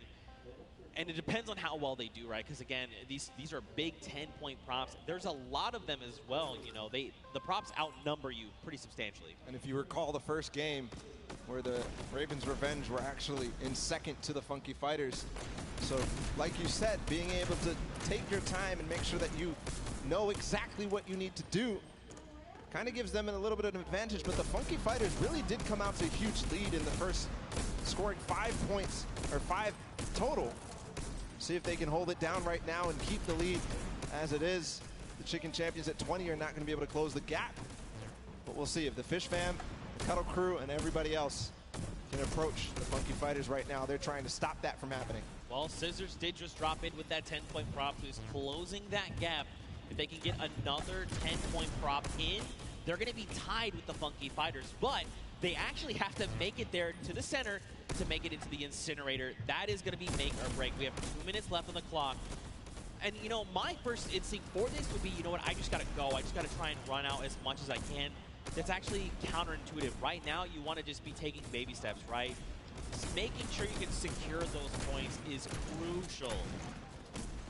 All the players right now, you can see them down below trying to get the shots as possible. They're racking up the eliminations right now. I don't think Fish Fam may have gotten one through. Taldak gets one through. That's going to even the gap a little bit. Here's the Funky Fighters again, just blind shooting through the black. And remember, 1:30 to go on this guard. Fish Fam has tied it up with that score right there. And so has Cuddle Crew. They got 2 props in, so they're 1 prop behind right now. Oh, Action, you gotta be careful, buddy. One prop behind. There's Little Whip coming through as well. So all of a sudden, these teams are letting a lot of props through, or maybe it's the props who figured out their timings, figured out their tendencies, figured out when they stop shooting. 1 minute to go here. Here's Ninja. He's got a car. This is one of the most difficult obstacles or props to get in. Don't stack on top of each other. Oh, so dangerous, because when you see things like that tight together, you're like, yeah, oh no, the bumper. Gotta land. He was moving. Unfortunate there. You've got to press that control key at the last second to be able to make sure you get through. Scissors makes it through. Dude, That's a lot of points racking up. They're at 80 now, 30 points ahead of the Funky Fighters, which is unfortunate for their guard watch. 30 seconds to go. They've taken the lead here, 20 points now. 30 points ahead. Make that 40. The numbers are changing like crazy. But right now, Scissors and the Fish Fam, they've got the lead. And this is huge right now. Don't forget the Funky Fighters are in the center, so they can't rack up points. We've got 10 seconds left. Whoever's out in the field, they need to make it into the incinerator right now. Are they going to have any more points accrue? It doesn't look like anybody's close. That's going to be the round as the Funky Fighters and the Chicken Champions end up closing out that guard watch. We'll see where the standings end. I did notice something though, Zeke, is that the Ravens Revenge were at 0 for that run. They didn't get a single prop through, which is a far cry from their performance on Sky Station Showdown. They were second. They need to band together right now. They need to rally, and they need to make this happen. Round 3 begins. You've got the Fish Fam and the Sunshine Soldiers in the middle. So now the Fish Fam, you know, we saw this before. They got this lead, but now they have to try and lock everyone else out from getting points. And as we've clearly seen, it is actually way more difficult than it sounds. And judging by the first run of the Funky Fighters, they got 50 early on. We'll see if they can get and double their score, essentially, to tie up with the Fish Fam. But Sunshine Soldiers also being a guard, and the first 2 right now ending up on guard watch. 2.5 minutes left on this timer. You see people hitting these hidden little bumpers. So a little surprise in case you've been wondering why have they been flying up. There's little secret bumpers that are buried. You can see one right there that looks like a little silver dome. If players touch it, they're actually launched into the sky. And it's a very clear, like, hey, this is a person. They have disguised themselves as a prop. You should probably eliminate them. 2 minutes here on the clock. And Fish Fam are just tearing it up. But look, Funky Fighters, they were guards last round. They were behind pretty far. And now they're starting to close up that gap, right? If they can get another 3 props in within this 2-minute timer, they're going to be in a great spot heading into that final round. Tyler trying to hold it down before he gets his last opportunity to go with the props. But here the Cuddle Crew, and they're going to be on guard watch next. So if they don't solidify this lead very strong right now, it's going to be so difficult. Meanwhile, the Ravens Revenge did finally get a prop in. They could have a final round that could be amazing. We'll continue to watch here for the Cuddle Crew. Llama Record Company and Funky Fighters all earn a point in just a second there. 1 minute and 20 seconds for this guard watch to end. Cuddle Crew's only a single prop behind. The Funky Fighters are only 2, and so are the Llama Record Company. Raven's Revenge is now on the board with a single. That's a Raven. Look at that. Scissors, he's got this on lock. He's got the entire map laid out in his mind, and he can tell the difference. Wait, does he catch 2? He did not. Wait, these other 2 trucks, are they actually going to make it in? They're making it in. Yeah. That's unfortunate. Scissors, they snuck right under his nose. They get in. But it doesn't. Oh, he hit that person from the blinds. Wow. He heard you, Zeke. He knew. Listen. Flexing a little bit on everybody. He knows I'm a big fan of his. All right, he knows. He knows. Cuddle Crew, they're nice and hidden. All right, got to watch the bumper. There is one hidden. You see it right there in front? Be careful. You can see it. It's right there. Don't do it. Nope. Never mind. That was looks like that was Fish Fam. And it looks like a lot of props are making it towards the center right now. I think I just saw 3. Very close. Here's the approach from Huizi. Remember, they have to get sorted to get scored. So Tomoya, I think, will be the last prop here. Bensor making a push for it. No. But what a push there at the last second. They do all tie up. 3, the top 3 are tied up at 100. So that means this last round of Junkyard Juke is going to be so crucial. This is very scary heading into round number 4. So take a look. In the center of the map, you've got Svenos and his crew. So don't forget, there's 3 teams tied for first. You've got the Fish Fam, you've got the Funky Fighters, and you have the Cuddle Crew. So basically, they are well ahead of the pack, but they're fighting each other right now. Little Whip, or excuse me, sorry, the Llama Record Company, and now Little Whip and the Cuddle Crew, they're at 90, so they could close that gap, but they have to work so much harder to do that. You've got the Cuddle Crew in the middle, and this means they're not racking up any points for this round, right? They're just trying to keep everyone else from accruing points. And 5th place or lower at this point. If they don't have a good performance, even the Sunshine Soldiers, the Chicken could go through. Nice shot there from his team.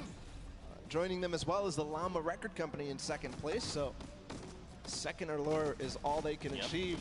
So for right now, Llama Record Company, remember, they can't accrue points. They literally have to try and stop Fish Fam and the Funky Fighters from racking up points. If they get even one through, they are going to be edged out. Everything is riding on this moment right now. How accurate are they? How quickly and how much do they remember the map? Look at all these props here on the left side of the screen. One just got through with the quest. Little Whip, look, they took over. So did Fish Fam. Nice shot there from Alex. Great shot for sure. He knew that there was a prop approaching. He knew that he didn't find anything in the last couple of seconds. He knew. Is he going to be able to find this one? You can see he's pre-firing through the black as they all try to approach. What a nice play from Alex. A nice strategy.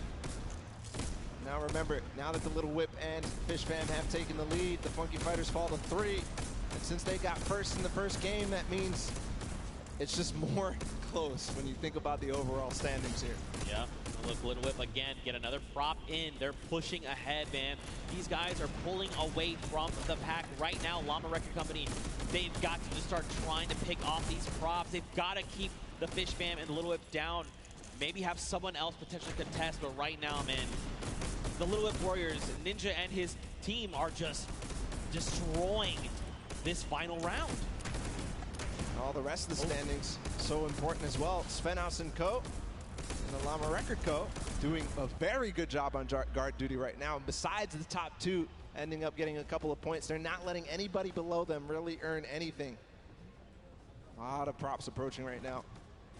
The timing's going out.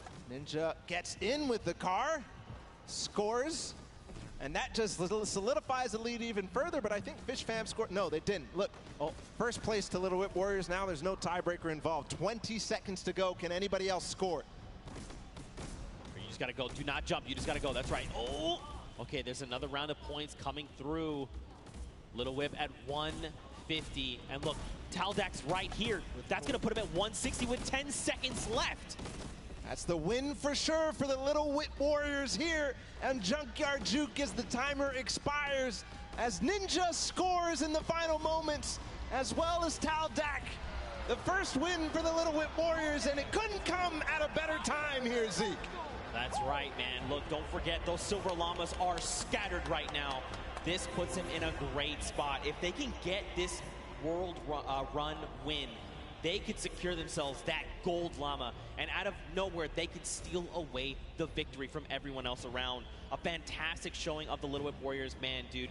They came out of nowhere. They were just on it. They flipped the switch and they said, you know what, we're getting all these props in, and we're just gonna get pulled away from the pack. That's what happened. Perfect play. At the beginning, they had the guard defense. They didn't let anybody get over close to, I think the Ravens are, no, the Ravens had 0. I'm thinking of the Funky Fighters had 50 in the first run. Yeah. But nobody else really did anything, and the Funky Fighters ended up starting to slow down. They didn't manage to keep up their pace.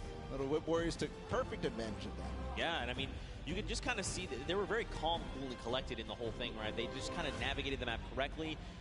You kind of saw it happen a little bit, but there was almost like this clustering that happened. You know, when you've got 3 rusted cars right next to each other where there clearly is no rusted cars at all, you're like, okay, well, these guys are very clearly props, right? They figured it out eventually, though. They did. Separate, approach all in different waves, use the props at the front to kind of, you know, protect so that the guys who are just barely behind you can then make their approach and get 2 points at least, or at least 20 points in this remix version. Yeah.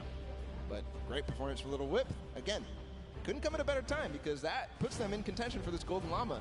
And that's the bonus. That is the win. That is the win condition for this Creative World Cup. Well, I think the only thing that we need to do right now is send it down onto the stage. I want to hear from the Little Whip Warriors, so let's go over to Monster, who's standing by with them right now. All right, so I'm going to be honest. I thought early on the Sky Station Showdown, Ninja Squad specifically, was going to be dominating because of the fact that, you know, the way the qualifiers worked, you guys were out there running shooter trials, and you were struggling. But you guys are finally finding your stride. So let's just touch on it. How does it feel to be in the running? Now you finally got a victory. You're so close. The Golden Llama's on the line. You guys are so close. What do you think about this? Honestly, kind of relieved, to be completely honest with you guys, because, I mean, we were kind of nervous the first 3 sets. I mean, we were not doing the best, but now we're here. So, I mean, hey, we're in the running, and that's all that matters. All right, so you're in the running. You want to hold this lead, but more importantly, what team do you guys feel you need to shut down? I think it's the Funky Fighters. Is there any other team that specifically, I know we started off, Ninja said the Ravens Revenge, but I don't know. I think things are really shaking up. What squad out here is surprising you so far? Dude, those Ravens, man. Like, yesterday we were fighting with them all day. We got the edge on them yesterday, but today they came out and really surprised us. And there you guys have it. So, as you can see, easily things can really shake up here, and just like that, suddenly, it's anyone's game to win. Ninja Squad can take it for all we know. Well, we'll have to see, because we have a single golden game left. And in case you've forgotten, it's the World Run. And the remix is a single life. That's so brutal. You can't even, like, we can't understate how difficult that is going to be. I mean, especially when everything is on the line here.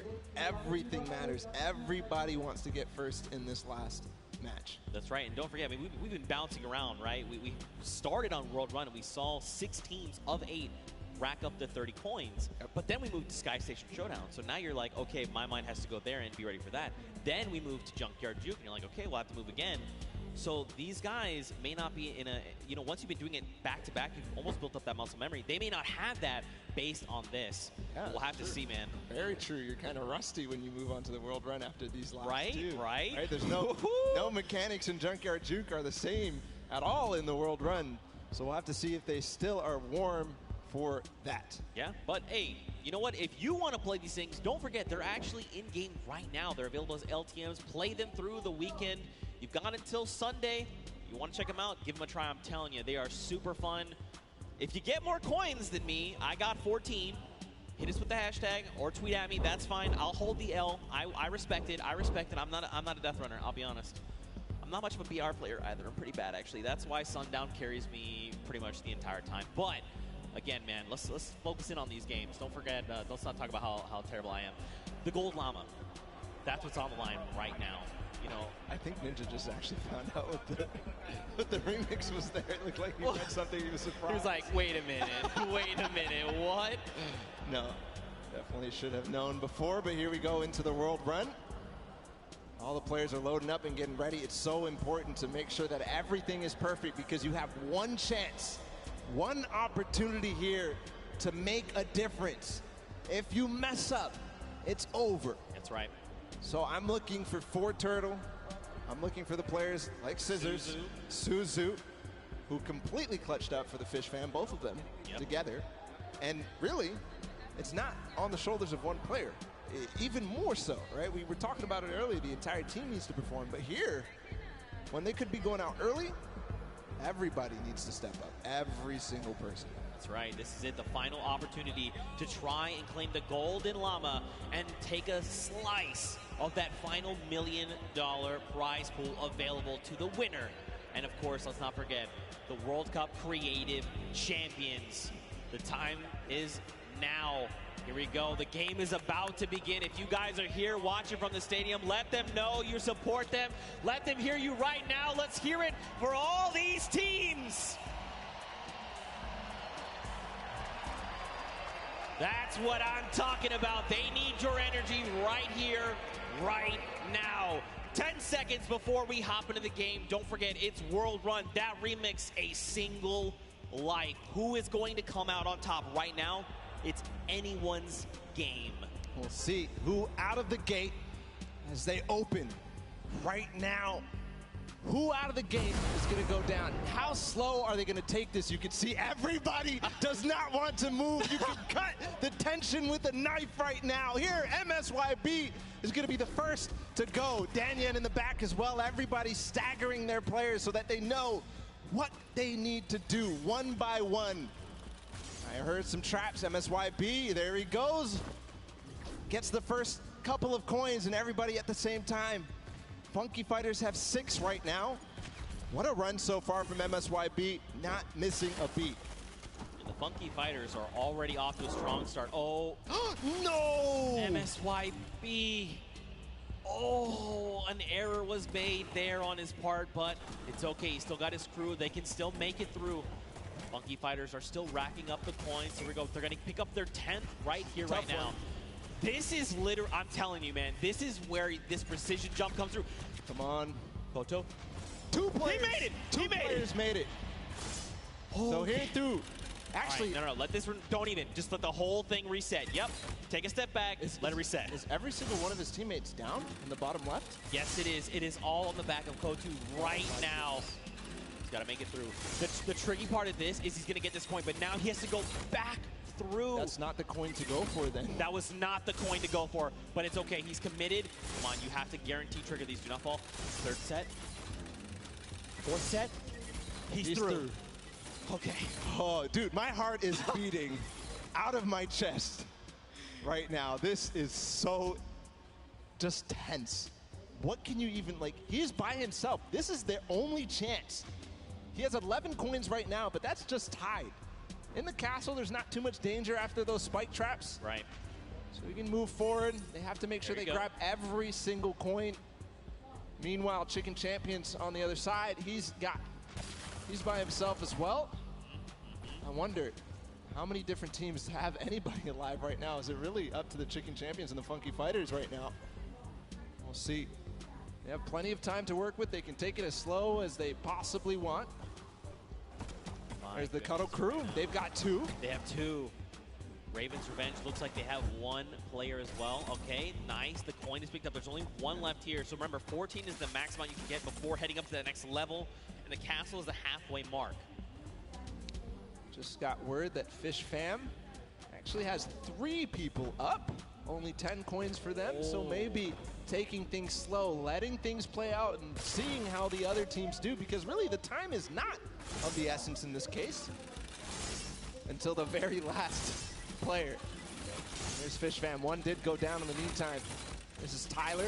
Suzu is down, which is crucial because he was the player who was a speed demon. But again, it's not speed that matters, it's execution. Here he's going back through. Can he make it? Most dangerous part of the castle. Nice re-trigger. He's through. Okay, all right. We haven't seen Cuddle Crew pick up any more coins. Maybe they're still alive, maybe they've been eliminated. The castle, I mean, it's pretty hard to be eliminated in the castle. The only way really is in the traps there. You've got the Funky Fighter, look at this, Lachlan. Oh no. He's crying his eyes out. Wait Guys, if you want Lachlan to go for this, you got to give it up to him right now. If you want Lachlan to go for the jump, Lachlan, you got to go for it. There has to be a Lachlan chant.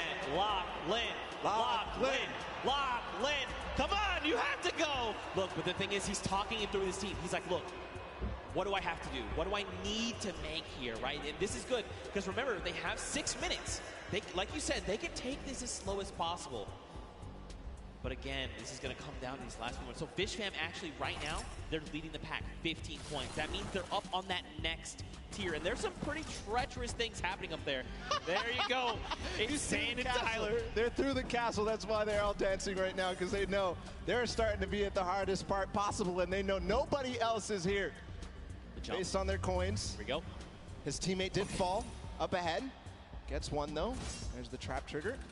This is so difficult. He's going to start getting towards the variable impulses. Remember, he's got to make this in 1 go. See, you see him take a step back. He's like, look, the trap's not right. Look, this isn't right. I'm way farther ahead of anybody else. He's going to wait until anybody else goes. Here's the Raven's Revenge. He's going to tie it up.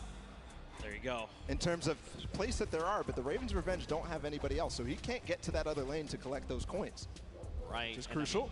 And don't forget, if he got here by himself, too, that means there was that extra coin, remember? Because there's 2 lanes. He left 1 behind. So there's more pressure on him right now. The scissors. That's what Scissors did in that game before.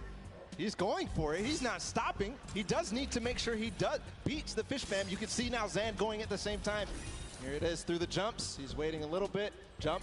Nice. Yes! Okay, pressure's on right now because don't forget they're a single coin behind. Zan going at the same time right now. Wow, he's going for the variable impulses. 1, 2. Okay, Zan makes it. Here we go. Yes! 1 more jump! Magma makes it through the variable impulses, one of the most difficult jumps. And the deep breath does come in. Magma is putting the team on his back right now, and from what I can tell, it's everybody. Lachlan's going, guys. He's going. He's got to make this jump. Does he make it? There you go. All right. So look, he slides out. He's like. At the same time, Magma in the top left did end up getting another coin. Here goes Lachlan. Guys, give him your energy. He's going for the jump. Look, Magma, for a moment, he's doubting himself. He can't. Magma, get your head in the game. You know you can make this jump. Here we go. The jump comes out. Yes. One, two. He doesn't go for the coin. He doesn't go for the coin. Wait, you needed that coin. That could make the difference. Why is his team not telling him? It's too risky. Maybe he feels like it's too risky. See, he's thinking about it. Should I maybe try to double back? I mean, if he gets down the ramp, he's going to have his little icy toes. He's going to slip right off. This could be it. This could be the moment that makes or break their game. There's Zan, too. Look, he's thinking about the same thing. He's like, should I go for this? Is this coin worth it? He has to come back through there to get up to the next stage anyways. Magma taking a huge breath. We'll have to see if you know, the status on everybody else. I believe these are the last two players. This is tough. We're getting word Lachlan has actually made it to the he has not made it to the castle yet. I misspoke there. All right, here we go. Magma, great trigger. No! Wait, it's okay. He used the rock. The recovery. Great. They knew Gets about the coin. No! And Magma is out of the game, and with that, the Ravens' revenge too. Lachlan bouncing. He's unfortunately out of it as well. He's not eliminated yet, but Zan going for it at the same time. Here we go. He's gonna go for the coin up top. He has to. He literally has to. Magma, though, he left the coin behind. No. He set up. He didn't grab the coin either. If he had grabbed that coin, he's thinking about, do I double back? Do I try to make that? So the reason he doesn't want to go is because if he goes for the coin, he is not going to be able to get to the next thing. So they thought ahead of us, Zeke. They knew. Lachlan playing with fire. He is definitely not in this. Can he really make this with an impulse? No way. No. He's out. He has the end of Lachlan, the end of the Cuddle crew. And it is now 21 to 21. He just needs one more coin. He needs to get that coin. Which is more easy for him? Is it the one on this track?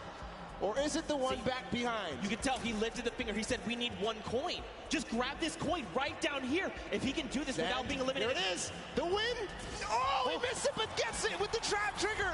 The Fish Fam. Zan clutches up for them here. Scissors and company absolutely dominating the last set of the world run. It wasn't domination really, though, was it? But a clutch performance from Zand. They lost their man Scissors and Suzo early on, but everything fell on the shoulders of Zand, and he does it.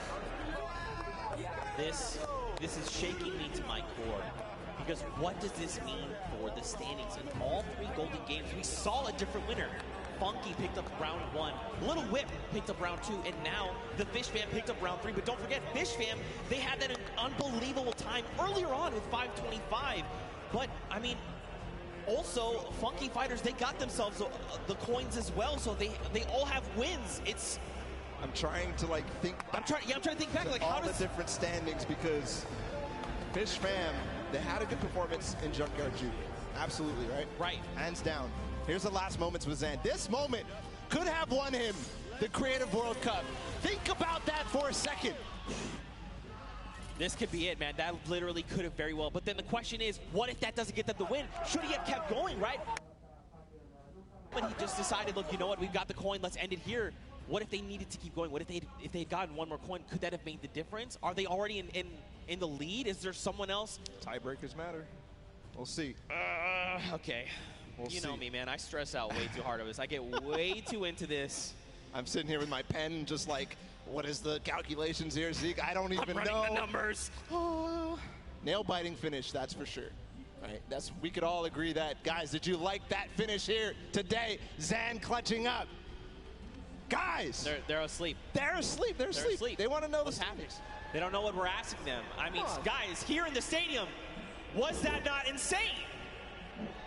There you go. There you go. You just had to ask them the right question. You asked them the wrong question. That's all it was. I had to stick the word insane there. People go crazy for that. There it is. There it is. But first off, let's just say across the board, all of these teams performed incredibly well. Again, you know, just calling out, there was never just like one team that kind of was ahead of the pack the whole time. Fish Fam was starting to get there, right? Like they were that one team that was like, wait, they were the only ones that had that insane time, but you know, everyone really showed up in massive ways. We're going to calculate the standings. For now, I think we're going to send it actually down the stage. We've got Poogie standing by with the Fish Fam, so let's hear from them. Thank you so much, Zeke. I am down here with the Fish Fam. Again, I feel like I've been talking to you guys all day. Zand, you were a little late coming over to the interview. You had to put your shoes back on. Was your performance so great that you knocked your own socks off? Is that what happened there? It's all about like getting comfortable. Like if you play like you play at home, you'll play better. So that's what I did. So just being completely comfortable. That's why you took your shoes off? Yep. Yeah. I mean, it definitely worked for you. You were the last one alive. What was that pressure like for you? I mean, I just took my time and did what I've done like for like the past year to the front, and it worked out. And were your teammates coaching you through that whole thing? Yeah, they were talking to me like, just telling me to chill, like do whatever I want, take my time. Yeah. That's awesome. It definitely makes a difference when you have such a supportive team. Now, Scissors, I'm going to come to you and talk to you for just a moment. Now, this has to be an amazing moment for you, winning the death run like this. Now, how well-versed are you in just having one life to live on these death runs? I mean, I feel like I did very well, but these guys they're the GOATs, they're the best. I make all these maps, and these guys are the ones breaking the world records, so I had them on my team to carry me to the victory. Well, that's what I love to see. Amazing team synergy, amazing teamwork. Thank you guys so much. Congratulations again. Zeke, back to you. Man, what a humble team leader Scissors is. But, you know, mad respect to Zan. I like that he pointed out specifically, you know what? I just got to play like I'm at home. I have to get comfortable. For me, I'm the same way. You're like, right, you know, just take the shoes off, right? You can get comfortable, but there is no way that this feels like home. There is no way that this feels like home. And with the pressure, you never have that kind of experience. That is a once-in-a-lifetime thing to do. That's just crazy. But also to have his team there, right? They had his back. They were lifting him up saying, look, take your time. In fact, speaking of team, we actually have a listen in. Let's go back and relive that moment, but from their perspective. Get up there, left side. Left side? Left side. Yep, left side. You're good. AFK. Nice. Yeah, I like that. No, I like that. Okay. I like that. Okay. Yeah, wait, no, go back. Get that coin. The next one is free. Coin on the checkpoint. No. The next one is free. Shut up. The next one is free. Go to the checkpoint. This one is free. That was pretty hectic, but as a resounding, hey, leave the coin, seemed like that was the play. Absolutely, he was considering. You saw him circling his mouse on that he was like, but I left it. I had to go back. But it's right. I'll go back. But that was so genius for all the teams who got that far to realize that coin was not worth going back for, or even going for in the first place. Remember how we were so shocked that they didn't go for it. And we realized later that's because if you try to go for it, you will end up getting eliminated. Right. Because it's too difficult to make that bunny hop to the coin, grab the coin, and then continue forward. You have to lose your momentum. Those bunny hops are key to making that jump over the double danger. But man, we're calculating those standings. We're going to see who's winner. Honestly, I've been trying to do this in my head, but we need the experts. We need the experts, all right? I've got stuff written down, but like I can't read the code. All right? It's not coming to me. This literally could go anyone's way. And again, because those silver llamas are scattered, any team that wins that gold llama is going to win. Let's recall the couple of games that we had in this Golden Games. Right? Okay. So Sky Station Showdown came down to the Funky Fighters in that final D point, all being pretty much uncontested. Nobody realized that they had their two opportunities, and they took them. They took them both. Skyrocketed from last place to first place. That put them in first in the first game. But also, don't forget, Ravens Revenge were close that game, right? They came in the second place. So, Junkyard Juke next. Okay, Junkyard Juke, we know for sure that Fish Fam did well and Little Whip Warriors did well. Yep. So Fish Fam is the ones who won the last one. Just unbelievable, world run in total. Who was in second in the world run? Ravens Revenge. Ravens Revenge. So, Ravens Revenge in the first game. The second game, they had a poor performance on Junkyard Juke. They did. They actually were in last place. But that's what I'm saying. And then I think back to earlier games, right? Because it's kind of like a cumulative thing. So, but Ravens Revenge had those three. The first match from World Run was the first place with 29 coins. The second, they came in second with 29 coins. But then in third, everyone had kind of figured it out. They still did manage to make the second time of 636. But like, what does that mean for all of? I'm getting. Okay, all right. I need to take a deep breath here. Well, okay. what we can all agree on was that this was an awesome, like, whole thing in general. The entire Creative World Cup, all 3 of those maps. We got to give props to the map makers. What was it? 17 builders in total. All these maps, they came together to make them, and they're beautiful and they're amazing to play. So huge props to them, the builders here for the Creative World Cup. Just awesome. All from the community. Huge props, worth 10 points. Oh, come on. Got him, baby. Yeah, you know you like that. You know you like that. I got him. As soon as he said it, I was like, this guy set himself up. I have to pull the trigger. I'm sorry, guys. I'm sorry. But, you know, seriously, again, just to echo everything you said, man, like, this was so much fun. This was so much fun. And to think, too, this was the first half of the day. I just thought about that. We stopped more Pro-Am. coming. We stopped Pro-Am right after this. We might have just broke Zeke when he realized that. But regardless, just all around, I'm curious. I want to recall our favorite moments here. What were your favorite moments here, Zeke, from this Creative World Cup? Was it the Funky Fighters taking the point? Was it that last moment with Sand? Okay. Fish Fam?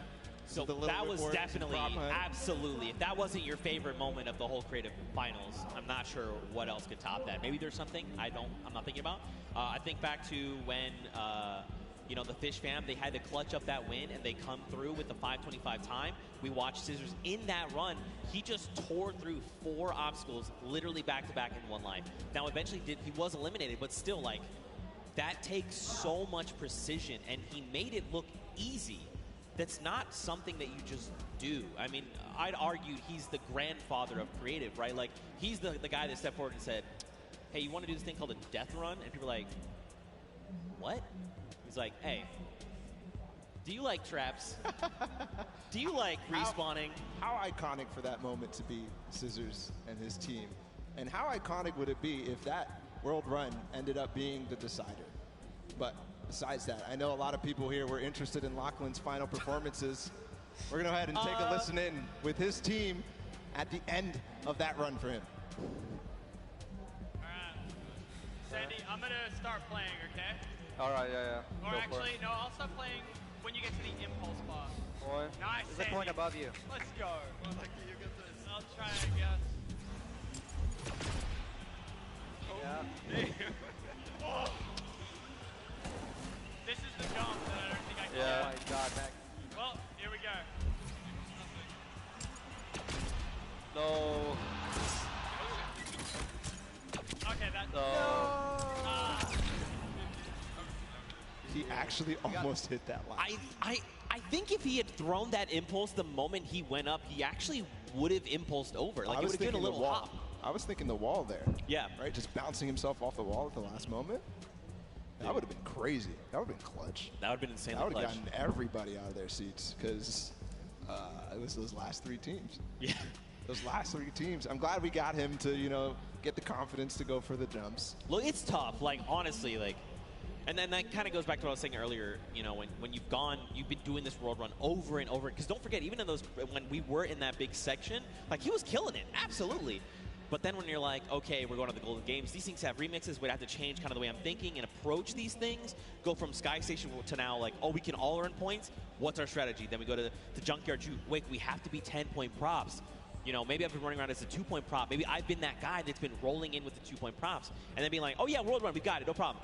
Oh, we have a single life. Oof. And that face that he made when he made the jump, that needs to be made into an emote for sure. Exactly. Zeke's got it perfectly. Just unbelievable. The pressure that these guys were under in those final moments. Still calculating his standings, of course, Right. Zeke. It was just too close. It was so unbelievably close. We have to make sure this is correct. Because, I mean, at the end of this, we crowned the first ever Fortnite World Cup creative champions. They are creative world champions. The idea of that in itself is insane to me. Yeah. Insane. And it's true, too, because how many countries were here? Like, more than over these 32 players, there was 19 different countries represented across all 8 teams. That is a World Cup. That is awesome. It's really cool to see. Again, I'm just holding my breath because it could even be the Little Whip Warriors, right? Remember them in the Junkyard Juke? They came out on top. They had great guard performances. They had great runs, the props, the timing that they had.